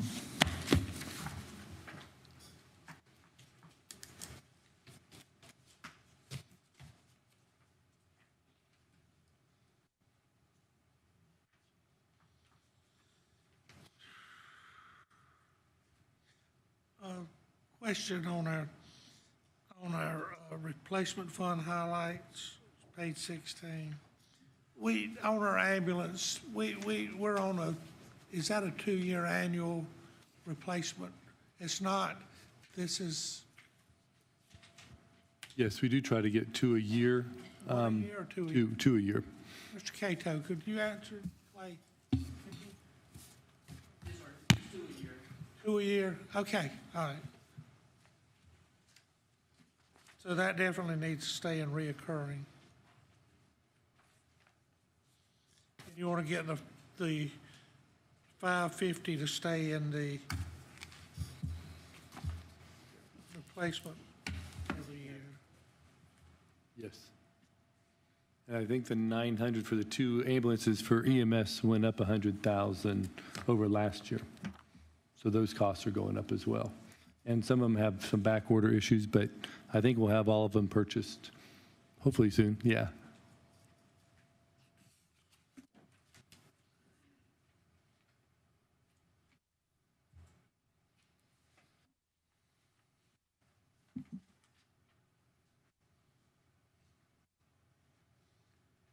Is there any interest in, I think we could, personally, I think we could, on these revenue assumptions, add at least 1 mil of interest income and take it off of the replacement fund on like the wall padding and the solid waste. These are just yearly requests. I mean, for next year you'll be requesting something else, but this is. That is correct. Okay.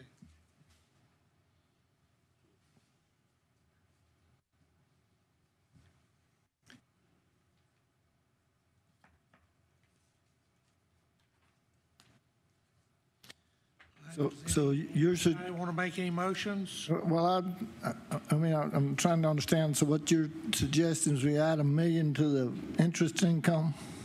No, I'm saying add I'm suggesting adding 1 mil of interest income, 518,000. I think we can, whatever that comes to, and take 518,000 off of our capital improvement and drop it down to 5.4, and then we can look at it next year. I think we'll be good.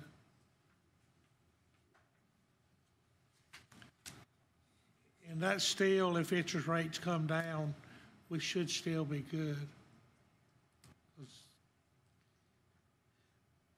That's just a suggestion. I make the motion that we take $1 million. So you make a motion, we amend this budget. Right.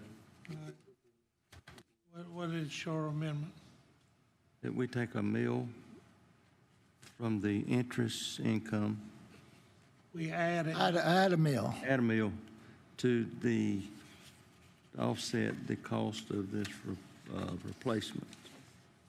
So you're actually saying you want to adjust the revenue projection for the interest income, the equivalent of 1 mil, which is roughly 518,000? Add 518 to the 1.8. To the revenue projection, Yeah, add it to the revenue projection. which would then, in effect, you're saying reduce a proposed mil for the replacement fund there on the screen from the 5.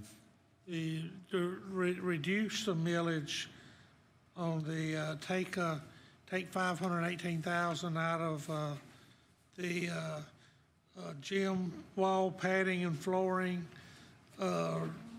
roll-off refuge truck, and part of it on the dump truck. You're saying, He's saying to go from 5.3 to 5.4 because you're going to take 1 mil of interest. That's right, you're taking 1 mil off at 6.4 to be 5.4. 5.4. That's and what I add was, 1 mil that's- of revenue. no, I mean, that, what you're doing is just increasing revenue by a mil, right? yes, sir. All right, so that would be operating revenue, right?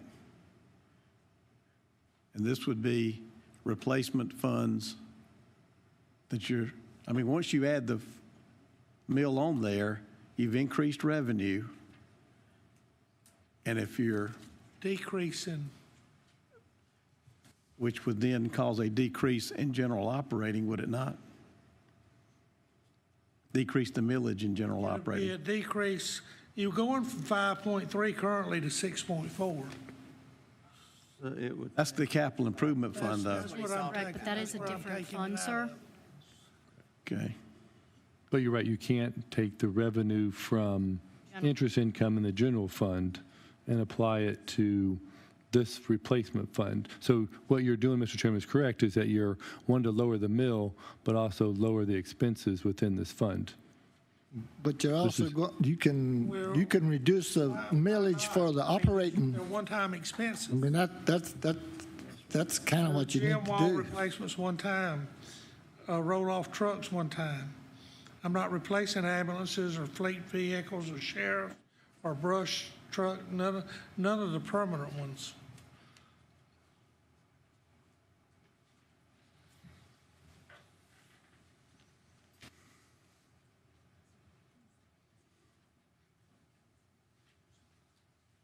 Go back to that. There you, the next, there you go. Go back, There. you had to go back one, right there. That's a one-time expense with the Parks and Recreation. The refuge truck's a one-time expense. Dump truck's a one-time expense. That's $450,000, $600,000 there. That you can take off. And you can Well, you don't you take, can leave, you don't take them off, but you, pay for it you with that raise your- money.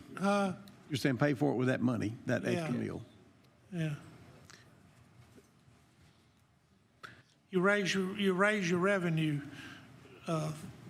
518,000. So can we do that or not? The interest income revenue source is in your general fund, sir, See, not in Fund 11. I would like to leave it as an increase, or we get extra revenue, we can then decrease a mill in general operating. Okay? This capital improvement fund, I think going forward, we've all got to, you got to realize that's its own little millage, right? And so, like I'm going to use the sheriff and the ambulances. The ambulance sheriff. You know, we want to replace those vehicles every year. So every year we will put millage into the capital improvement fund in order to pay for those big items that need to be replaced year after. Well, a portion of them get replaced every single year. So we get a more consistent capital improvement fund. Yeah, my question will be, does Act 388 apply to the capital improvement fund? Yes, total, yes. No, wait. I think Terry's question is when we net out millage at the end of all these, when we look at the net millage increase, is that what Act On the street, 388 on the applies street. to? All right, does Total millage. can you exceed the calculation for capital improvement? Oh, for the net total. I believe you're correct. It has to be a balance between all the total millage. So the total millage of 107.50, the total millage, which those two are components. But you can split that out by council, I would think, can you not? Can we what? By council could decide how much millage wants to be split out. Yes, I mean, it's just a total, you just look at the total millage number is how you balance the 388 cap. So all I'm saying is, let's reduce county operating a mill with this motion. Let the capital improvement fund stay where it is and seek to keep it consistent every year. So cost of ambulances go up, we'll have to, in future years, probably increase millage. But at least to our citizens, they'll know these are expense increases beyond our control.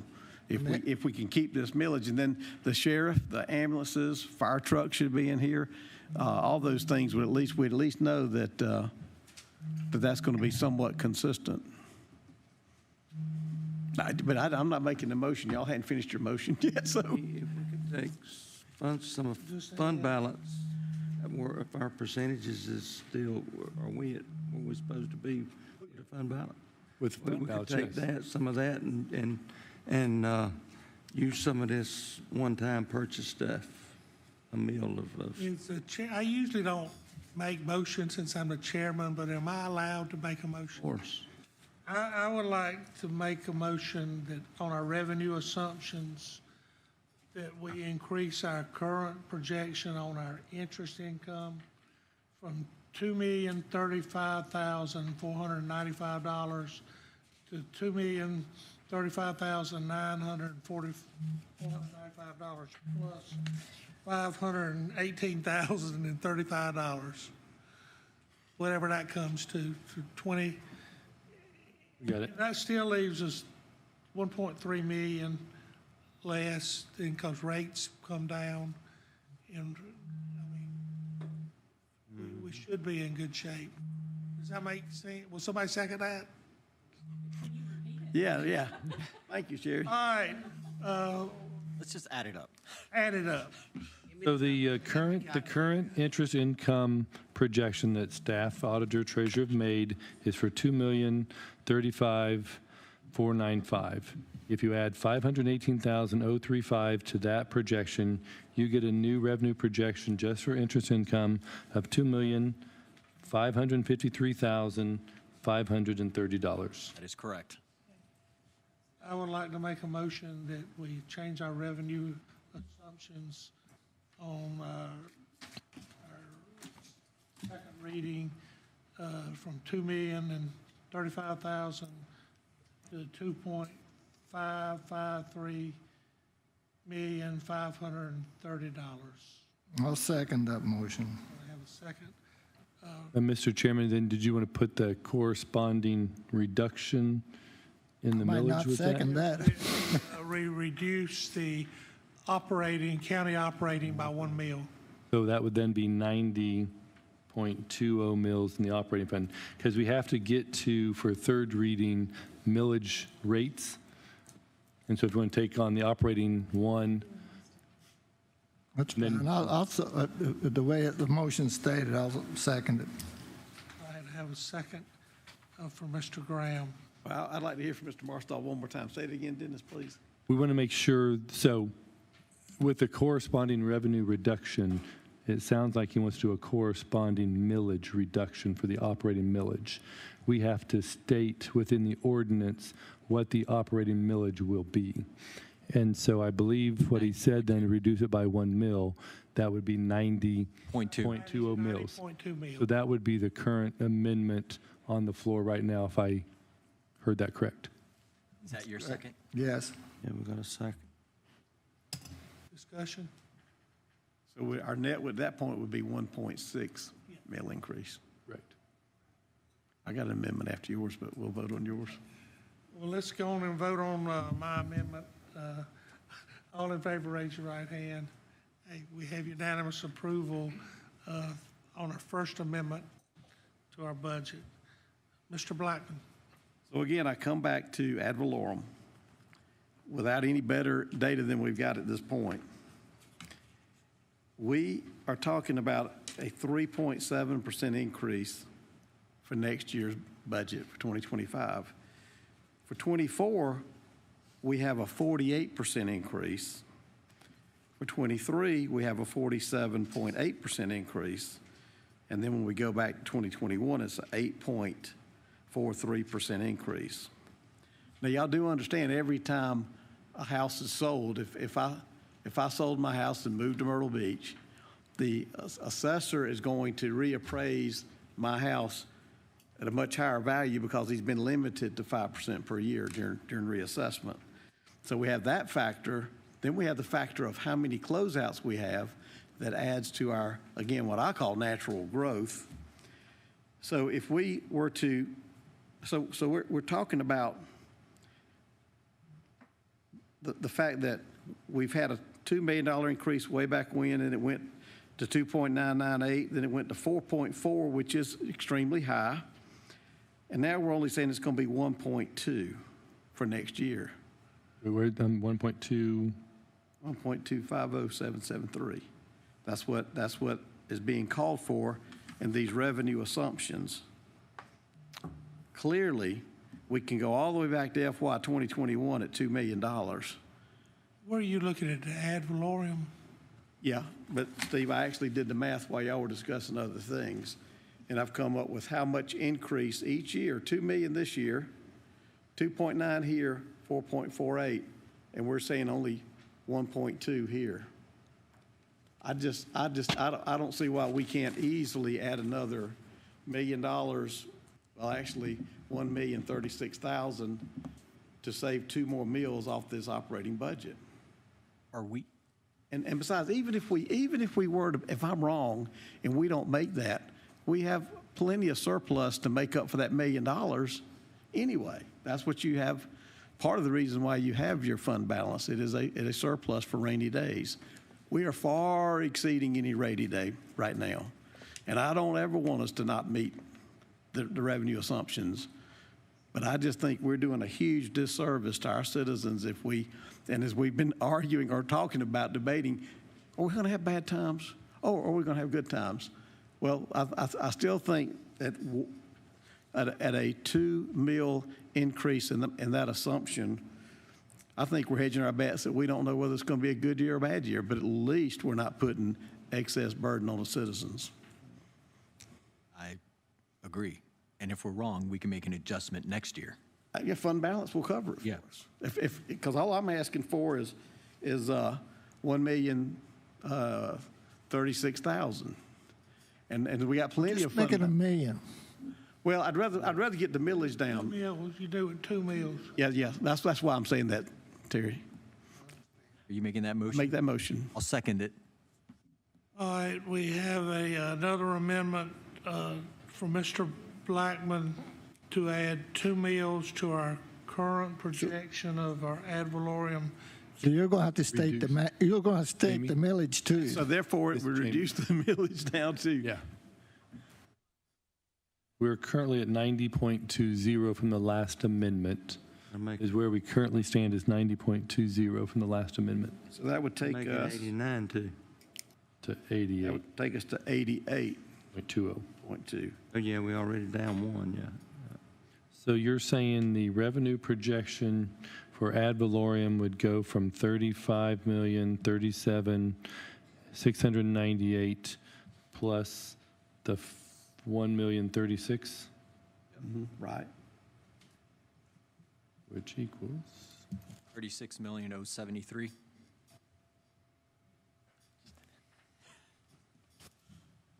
And this time next year, y'all can say either I told you so or not. If I You may, will be here. Summons me to appear. Mr. Harper, if I may, Yes, ma'am.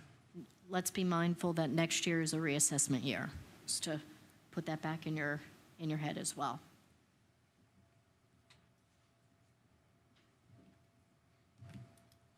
All right, we have would you restate your motion one more time?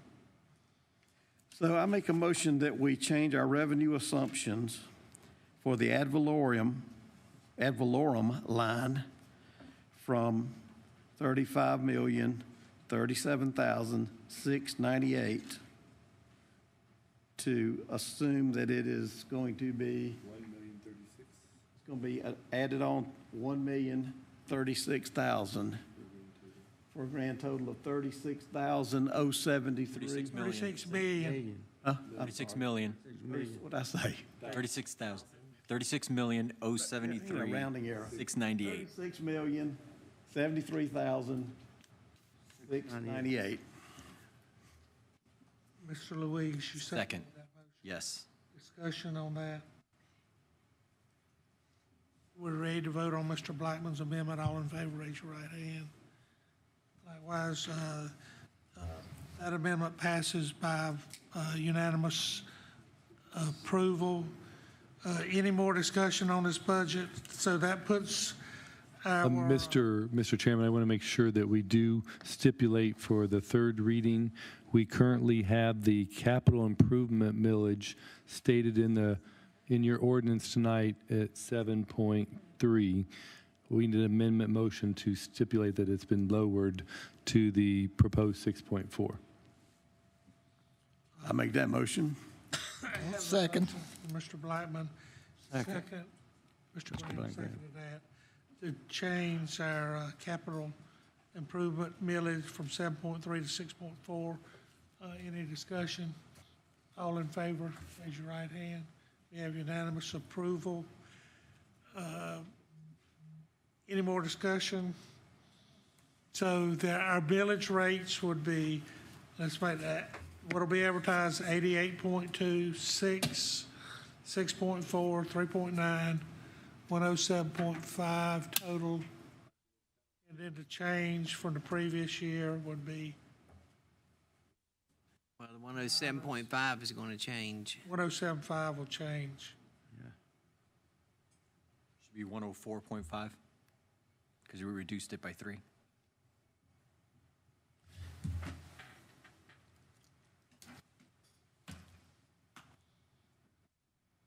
All right.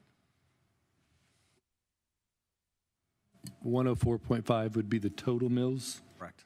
and then the net change is 104 minus. Be minus 0.40.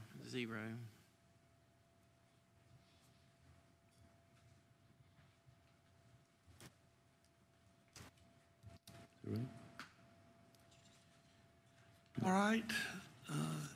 Any more discussion on everything on the fire district up there? We're good to go? So, hearing no more discussion, we're ready to approve second reading of ordinance 2024-1910 as amended, correct?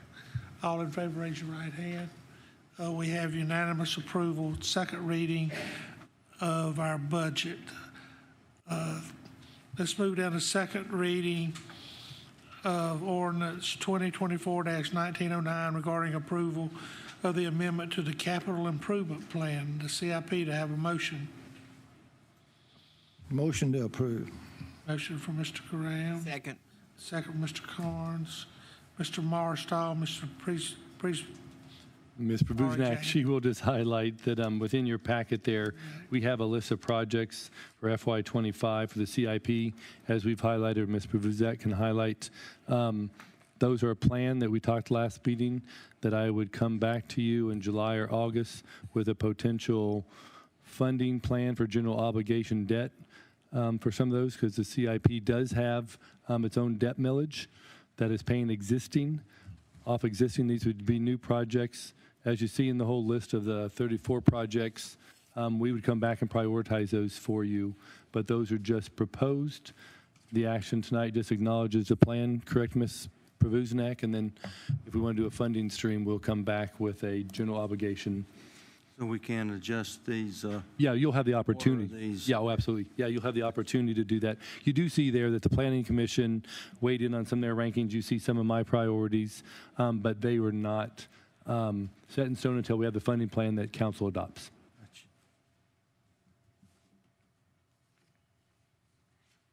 All right. Any discussion? Hearing none, we're ready to vote on second reading of orders 2024-1909. All in favor, raise your right hand. Opposed, likewise. We have unanimous reading of unanimous approval, second reading of ordinance 2024-1909. Does anybody, will it be- Put that on non-agenda. leave it on non-consent, please? Thank you. Let's move on down to 8J, first reading of ordinance 2024-1906 regarding a proposed transportation sales tax. Mr. Marstall and Mr. Cato. I'll start out, actually. This item was before County Council previously, and we've had a few discussions about it, thanks to the work of our CTC and Chairman Carter here. There were two specific issues addressed during the first reading of this that was then postponed, related to when a referendum vote could be held in reference to a general election definition, and then clarifying the priority for the widening of Highway 521. I'll ask Mr. Cato to give a quick overview of the transportation sales tax proposal, and then we have answers and clarity on both those things that generated the postponement. Mr. Cato?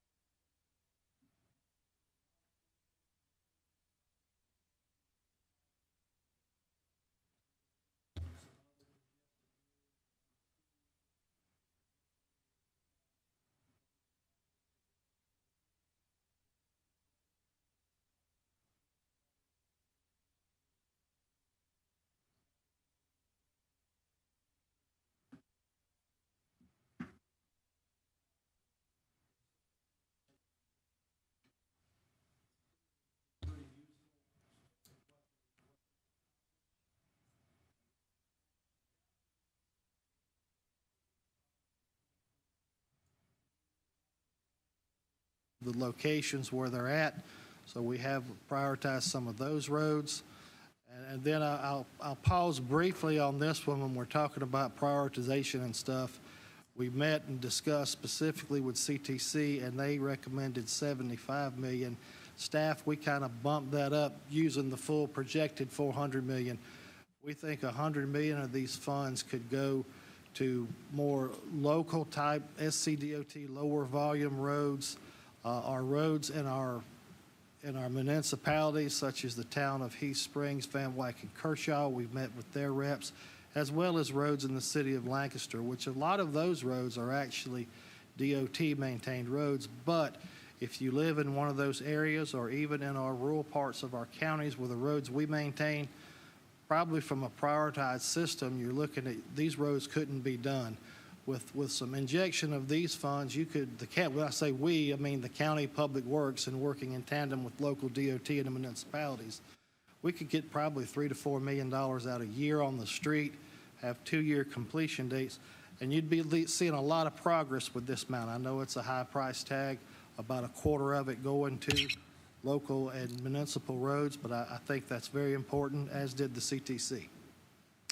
DOT also had some secondary, higher volume roads that they'd like to see bumped up the list, funded by this funding source. Economic development, we had some business parks that could use some stuff and some road connectivity. And then a big one that is in this slide, but we look at it, you heard earlier about, yes, Panhandle's congested. But again, I'm old school. You're not going to widen your way out of congestion.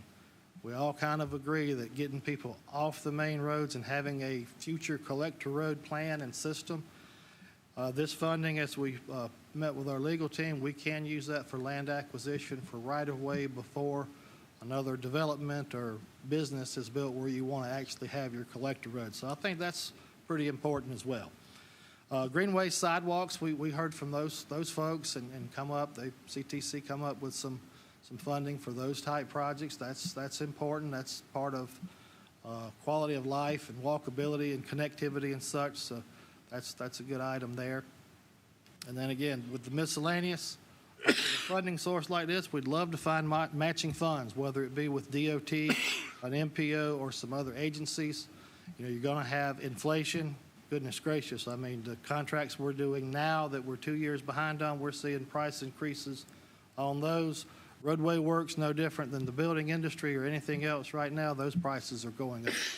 You have to have some project management, and again, particularly with the county roads, because I work for the county, upgrading some of our county roads, there's no right-of-way there. So you have to acquire that, or you either you work on what's there. And that's a problem when you got a 12-foot wide road. Then just a summary of the recommendations. We have $120 million for 521 major widenings, $30 million for intersection improvements, $15 million for roundabouts, $5 million for county-maintained road priorities, $75 million for the resurfacing, $25 for DOT resurfacing, $8 million under the economic development collector road acquisition, $5 million for greenways, sidewalks, and things of that, and then a miscellaneous contingency of $22 million. That was the CTC's recommendation at $305 million. Again, since our last meeting, I was also asked offline why the increases from staff. As you can see, staff re-increased a little bit on Harrisburg Road going from Barberville to Calvin Hall. Again, just for the fact that we know there's probably going to be a new school up there, so we threw that in there. Then Barberville Road, Henry Harris Road, and some resurfacing. Again, getting that 75 for more of the local and municipal roads up to $100 million. Greenways and sidewalks added in an additional $2 million. Signalization for that's, just there'd be no other way to fund that if you don't have some type of funding source. And then the miscellaneous matching funds, inflation, property acquisition, things of that. That was a total addition of $95 million to get you to the $400 million. And again, just a list of some of the 125 plus projects outlined in that. And then, as we know, 4 counties have a transportation sales tax. They are Berkeley, Charleston, Dorchester, Richland. Horry is going to have theirs, I'm told, on the November ballot. And then two counties have 3 local sales taxes with Berkeley and Charleston and potentially Horry. There's your percentage by counties where you're at. Lancaster's currently at 8%. And then this is the ballot language. I think Mr. Marstall and legal team have worked on this, and this kind of tells you what a possible ballot could look like. Would y'all like to add anything on that, or? We will highlight, so the ballot question has been adjusted. If you see question number 1, it's a 2-question. One is do the transportation sales tax, and then number two, having the ability to bond, because when we do our match for the state, say our contribution to Highway 521 is 60 million, we will have to have that together to partner with state or federal funds. But the question has been adjusted to specifically call out on the third line, Highway 521 widening. That was not in the previous one. This is highway, roads, streets, bridges. And then the second question is still the same, but it authorizes the county to bond for money to make our contribution for a match or funding. Next. Actually, I'll take this one. So the two questions from the last conversation was, if we don't do the sales tax at this November general election, the state law called out general election. There's some question if that was an odd year or even year.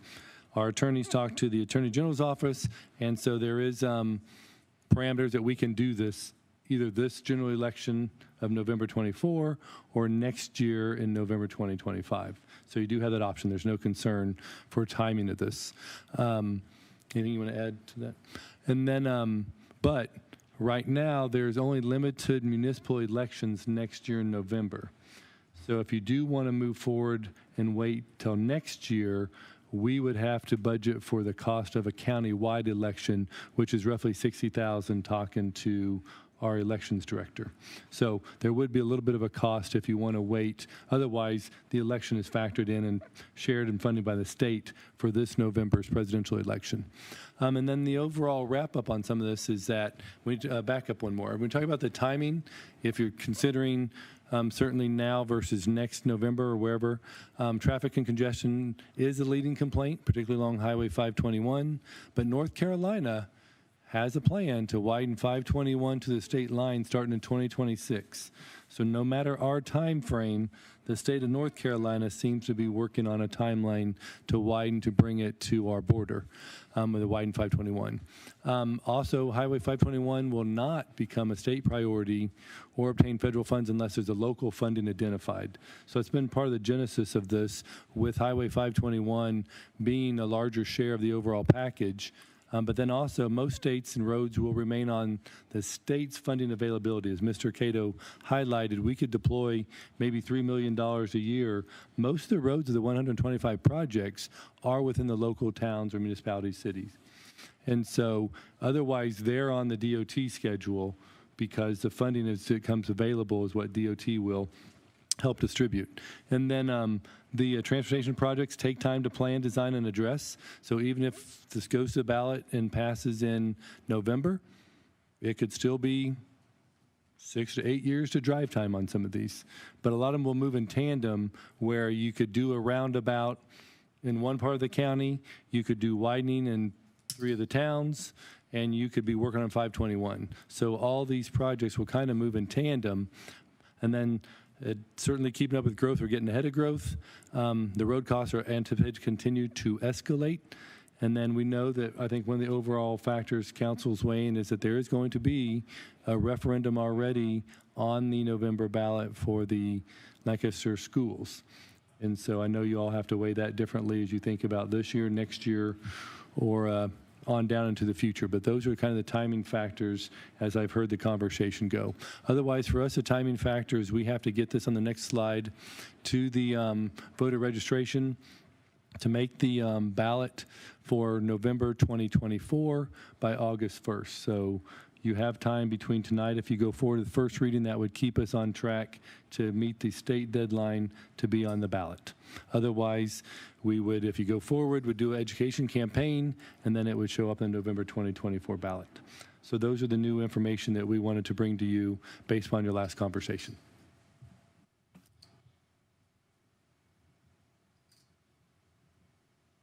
So I know you had mentioned during the presentation that it answers a question on 521, but does this, the way the ordinance is written right now, does this capture that the $120 million that's currently allocated to Highway 521, that will be preserved by this ordinance, $120 million for Highway 521? I want to make sure Highway 21 only has 60 million. It's total highway widenings is in the category of 120. So just for 521, when you So there's how much only in this transportation tax for 521? 60 million would be our local share. Is that How correct? much? No. 60. 60. So that would be our local share that would attract the state funding and federal All right, funding. does that money be set, is that money going to be, I guess I'm trying to get the priority list for these projects. In other words, is the first 60 million going to go to 521? So in the ordinance on page 303 of your packet, or 2 of 7 of the ordinance for the transportation sales tax, under section 1, letter C, it says county council finds that the widening of Highway 521 will be the county's highest priority, and provisions must be made for securing the funds needed to make the county's contribution to that project. Yeah, but it doesn't say it's going to be the first one. It says it's just going to set it aside. Or the amount. Well, but it means that the state, when the state and federal are ready to move on it, it's going to take a few years to design and then acquisition. But yes, when we get the 60 million contribution, we can either bond for that, or if it takes that long to generate the revenue. But again, that's where I say things move in tandem together. But based upon this ordinance provision is that, yes, this is a priority. So until you're comfortable that we can bond it from day one, which I would not support, I would encourage you to bond it when we time it with DOT, because again, this is going to be a DOT project. So we are at their timing, and that depends on if we can get state funding from the infrastructure bank and if we can get federal funds maybe as well to support that. But we're saying our local share at 60 million will attract their interest to make it a priority within their state roads projects across the state. Yeah, I was at the Sun City meeting, and I heard that vote, but I did not make any comments about it. And I'm not sure if they heard there was no plan for 521. Somebody asked me, what's it going to look like? I said, I don't know. But you want me to go ahead and vote for this bond, and you don't know what the final product's going to look like or what the priority is going to be. I can't, in good conscience, talk to people about that like that. Now, I think that those details need to be worked out before we go put it before the voters. We can't work out construction details or design details until you have a funding source to be able to do that. We had some preliminary plans. I mean, we have plans about it, and where are they? The RFAT's plans is that's what the public speaker is talking about this evening, where it is one lane in each direction for 7.5 miles from the state line down to highway. Yeah, I know. And I also heard the comments from the public that wasn't supporting that plan, which I might agree with. So I guess my question is, in that one same section that you referenced earlier, Mr. Marstall, in section 1E, could that be made so that it says, and provisions must be made for securing the funds instead of needed in the amount of 60 million to make the county's contribution to that project? I guess my concern is I want to make sure that these funds are allocated pursuant to the amounts that we've been told they're going to be allocated for in the CTC recommendation. So if I may, just so we can clear this up, the transportation tax is different than the capital penny sales tax. It gives you more flexibility in terms of what it requires. So with the CPST, you have to prioritize and put funding amounts down for the ballot question. The transportation tax gives you an amount or 25 years. So it doesn't pigeonhole you into amounts on your ballot question. I certainly understand where you're going with these numbers and so forth, and putting Highway 521 in there. In discussing with our Finance and Bond Council, it has been to shy away from putting those numbers in there for the very reasons of, if you don't collect them from DOR that year, if they're low, whatever they may be, plus your bonding issues that come out as well, you're not tied into having a particular amount. That is the reason none of the other counties that have done this so far, there's not many that have a transportation tax independent of a CPST. They'll put certain amounts for, say, highways, sidewalks, X, Y, and Z, and then something else for green belts or what have you. They don't ever put those specific numbers in. That doesn't mean it can't happen. It's just hasn't been done in any other county. I understand.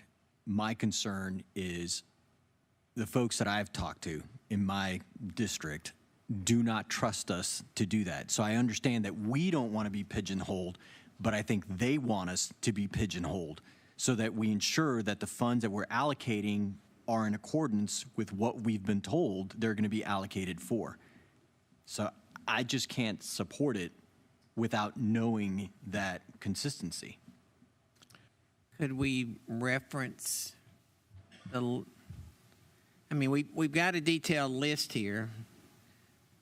Could we not reference that document? Because That's what I'm asking. That's yeah, exactly if we what could I'm asking. reference the CTC planning document that breaks down the dollar amounts, you don't have to put the dollar amount there. But if you're referencing that document and this is what we're going to follow, then we've got the documentation behind it.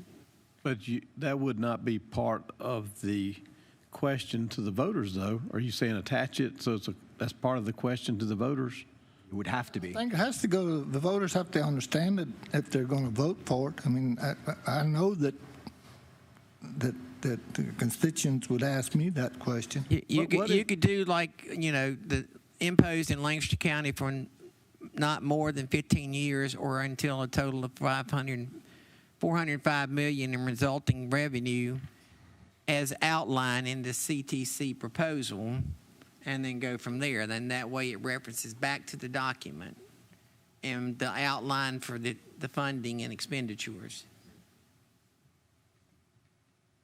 Do we have our list? Mr. Chair, I've got some. You can reference that. Just to make sure everyone understands is that it's difficult to tell the city of Lancaster that on that list where it says repave Gay Street, I can't tell you right now if that's going to happen in year 1 or year 6.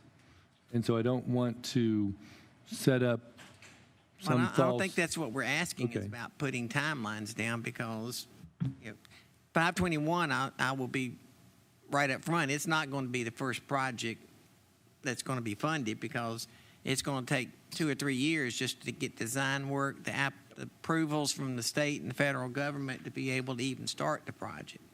I just want to make sure we... So there might not, and when the bond lady was here the last time, I asked the question, well, if there's not enough money for 521, what do we do? She said, well, you don't do the project.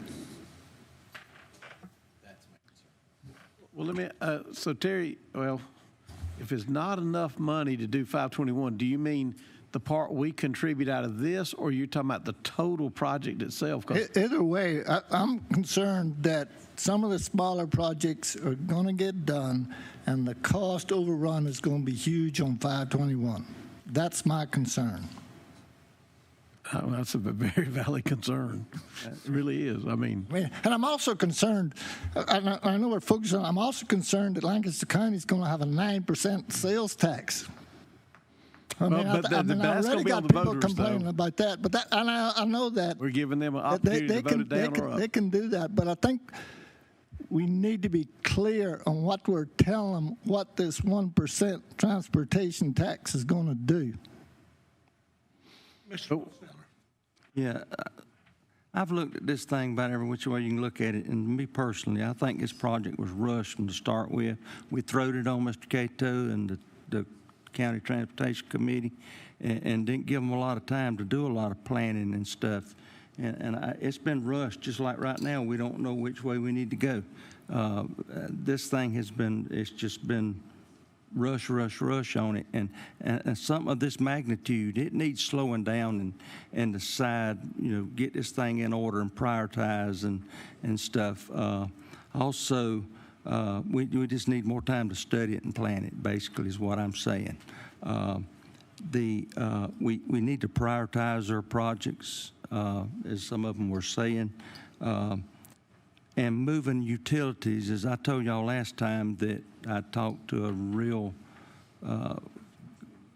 guy high up in utilities in Lancaster County and other counties, and And he said you're looking at $8 million a mile to move utilities. I mean, if you're talking 7 miles on 521, that's $56 million for moving utilities. I mean, did we figure this kind of money in? I mean, this is where you're going to come up with your shortfalls and stuff, because they said that they don't have the money to move these utilities. If this was going to happen, Lancaster County better have the money for the utilities, moving the utilities. That's not correct. That would be figured into the whole project budget, which would not only come from Lancaster County, but would all come from the state and federal government. If you dictate that somebody has to move, if in a road widening project, if you dictate that utilities have to be moved, then the body that's doing the widening, which would be the state of South Carolina, has to include that in their cost, and that's built into their cost estimate. They're going to look at it coming our cost too, because they said they're going to be a lot of boring under the roads and stuff, and they more to this than what we realize on moving these utilities and stuff. It's widening stuff. So I'm just telling you what he told me, and every one of you know this guy. I'm not going to call his name, but everybody in this room knows him, and I trust him on this. Also, with this school bond on the ballot, I'm going to be honest with you. This and the school bond, I don't think neither one of them will pass for that reason. You're asking a lot for people to vote for right now, that school bond especially, and then you're asking somebody to pay, to jump on this tax. I think it's just not a good time to put it on the ballot. I think we need to look at it maybe for another year. At this time, I can't support it for the reasons that I stated. I mean, I don't think it's a bad idea. I just think it needs more work. It does. Mr. Chairman, Go ahead, Mr. Kane. may I speak? Mr. Carter. Councilman, feels a little odd standing on this side, but I'm going to do you like they did me. I'm going to tell you exactly how I feel. Our committee has worked tirelessly. We have, under the leadership of Mr. Cato, who is a great asset to this county. Y'all need to know that. Right now, if you repave a mile, that's about $350,000. We get 1.3, 1.4 million a year. How many miles is that? How many times does my phone ring? I don't know why in the heck their potholes aren't fixed, aren't there? Have you rode on my road? Yes, I have. It's terrible. Yes, it is. Well, why can't you fix it? Well, we take MasterCard, Visa, cash, or check. We got to have the money to do it. Now, I know your position, and I know how you feel, and you're talking about your constituents, the ones that put you there, the ones that you report to. But I'm here to tell you that if we don't get this done now, another year means that much more problems we're going to have, and it's just going to snowball. And I'm tired of getting my rear end chewed out.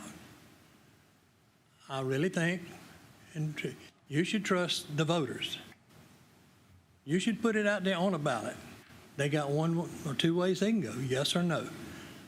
The deal with the school board, I know that's going to be terrible, but still, the voters will make that decision. It will not be on y'all. All y'all have to do is approve it to be put on the ballot. That's my 2 cents. Thank you, Mr. Carter. Any more discussion?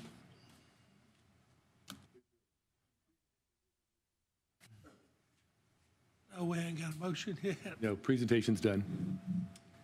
Ooh, okay, I got lost there. Okay, to have a motion to,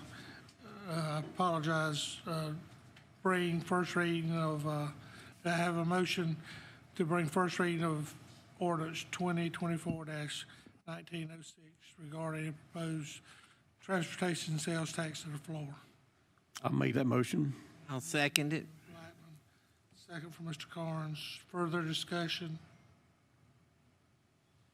Well, I'm still not sure we've answered y'all's concerns. So, Have not.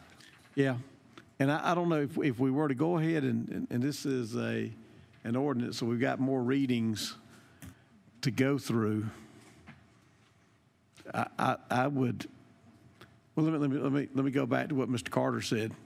I believe there's no other time than now to try to do this, but I would like to do it with your concerns addressed. If the school bond fails, someone wiser than me told me, well, they'll just put it on next year. And if we fail this year, or don't do it this year, don't put it on the ballot, and we want to do it next year, we still may be in there with the school board bond too. So I'm going to vote right now to vote for this at first reading, but I would like to see more study to address your concerns, because I'm not saying I'm going to go second reading that I'd be in favor of it if we don't come up with something. And I will say too, thought long and hard about this, 521 affects us all. Even in my district, far away as we are, we use 521 to go to work. We use 521 to go out to eat. We use 521 to go shopping. Luckily, we don't use 521 to go to school, because I'd hate to be in that school traffic. So it's important that we do give 521 the attention it needs. And I don't know, maybe one of y'all said it, but somewhere tonight, and I've heard it before, you don't widen your way out of a problem. I really like the idea of trying to get right-of-ways for some alternatives one day, maybe, because I don't think this will be the end-all, be-all that we'd like for it to be. But at this point, it's probably our only solution and to get it done. So that's my 2 cents worth. Yeah, and there's one other piece that gets added on. Even if we widen 521 and we get hold of the traffic, my other concern is that the council will approve more and more development that'll just compound the problem, and the road won't be built for capacity. And I'm also very concerned about the construction on 521, and there not being any alternatives during that construction period. And I know Mr. Marshall said 8 years, but I would say it's going to be more like 10 years. And it's going to be very painful during those 10 years. Well, we do have projects that are listed as all that could be done before the 521 project. They should be done. Henry Harris should be done before Yes. that. I mean, those projects are in there, and they would certainly probably be projects that could be done sooner than getting everything put together for 521. I mean, currently, I'm the only one that's been out campaigning for re-election, and when I've talked to folks, roads always come up. What are you going to do about the roads? What are you going to do about the traffic on 521? What are you going to do about Henry Harris Road, or what are you going to do about the road that goes by my house? And I've told them, I said, council has a plan to go before the voters, and it becomes your plan, or it doesn't become your plan. It gives you the opportunity to have a say in what happens in the community and what happens in our transportation network. And, for the last 10 years, I've served on RFATs, and I've seen the escalation in the cost of construction has been mind-boggling.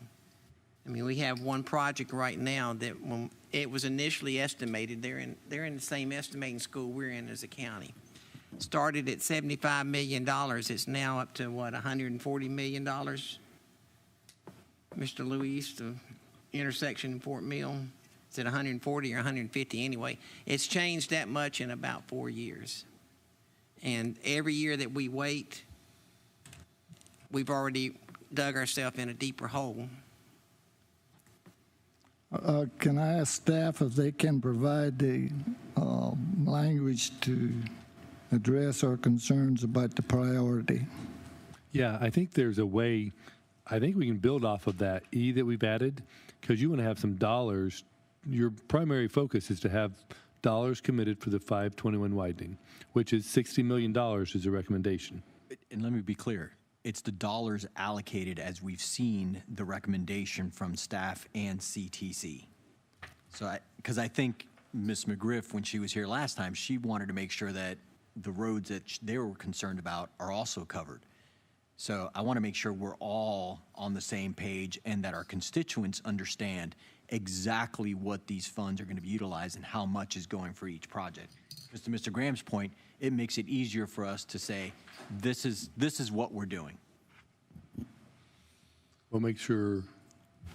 I mean, if I vote for it this time, I may not vote for it the second time if that language is not there. But are you saying, so if we have 5 roundabouts, we have a $15 million identified for the 5 roundabouts? And so that's still the funding level that we've gotten without having the exact design from DOT and things. Correct. It's the monetary allocations that we're doing for this project. Okay. Yeah, I think we'll have something for you if it gets to second reading. We can have something for you. So what happens if we start some roads and we're working on the plans for 521 and these things come over budget 100%? So at some point in time, maybe the 60 million becomes 120 million, and then something's going to get left out. So I don't know, how do we, well, unless we said we had road projects, what are we trying to get, 400 something million? If we priced them out at 200 right now and had a contingency of 200, that might be the only way we could almost feel good that we could get them done. Even then, to your point, there could be projects that are coming in first that come in over budget, and then there's nothing left for 521. Unless we were to revisit our list. How much does our list come out to be? Does anybody know? Yeah. 400 and Mr. Chairman. 405. Sorry. We can work on something for 521, but to go through that thing, 100 and something projects, 80% of them that are DOT projects and their priorities change every day, you're not going to get a list like that. You're not going to get a list from DOT like that, but they can work on the language for the ordinance if that's what you want. That's what I'm saying. All I'm saying is attach to the ordinance what CTC and staff is recommending. That's all. But you said we could do something for 521, Jeff. Is that correct?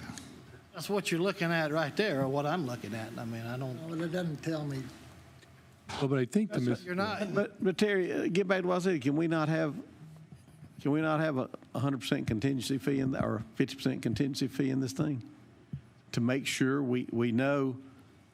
Well, I don't want to mislead the voters either. Agreed. But I do think, if I'm correct on the RFATs, if there's been these cost overruns, they've actually been absorbed by the state or federal, not by local. Well, we're going to be dependent. You just said the state's not going to give 521 any money, but you're saying now we're going to be dependent on the state? So I'm saying What he said is the state will not give 521 money without a match, and that's what the $60 million is a match. When you go to the state infrastructure bank, you can't go down there and say, I want $100 million. They're going to say, well, how much are you going to put with it?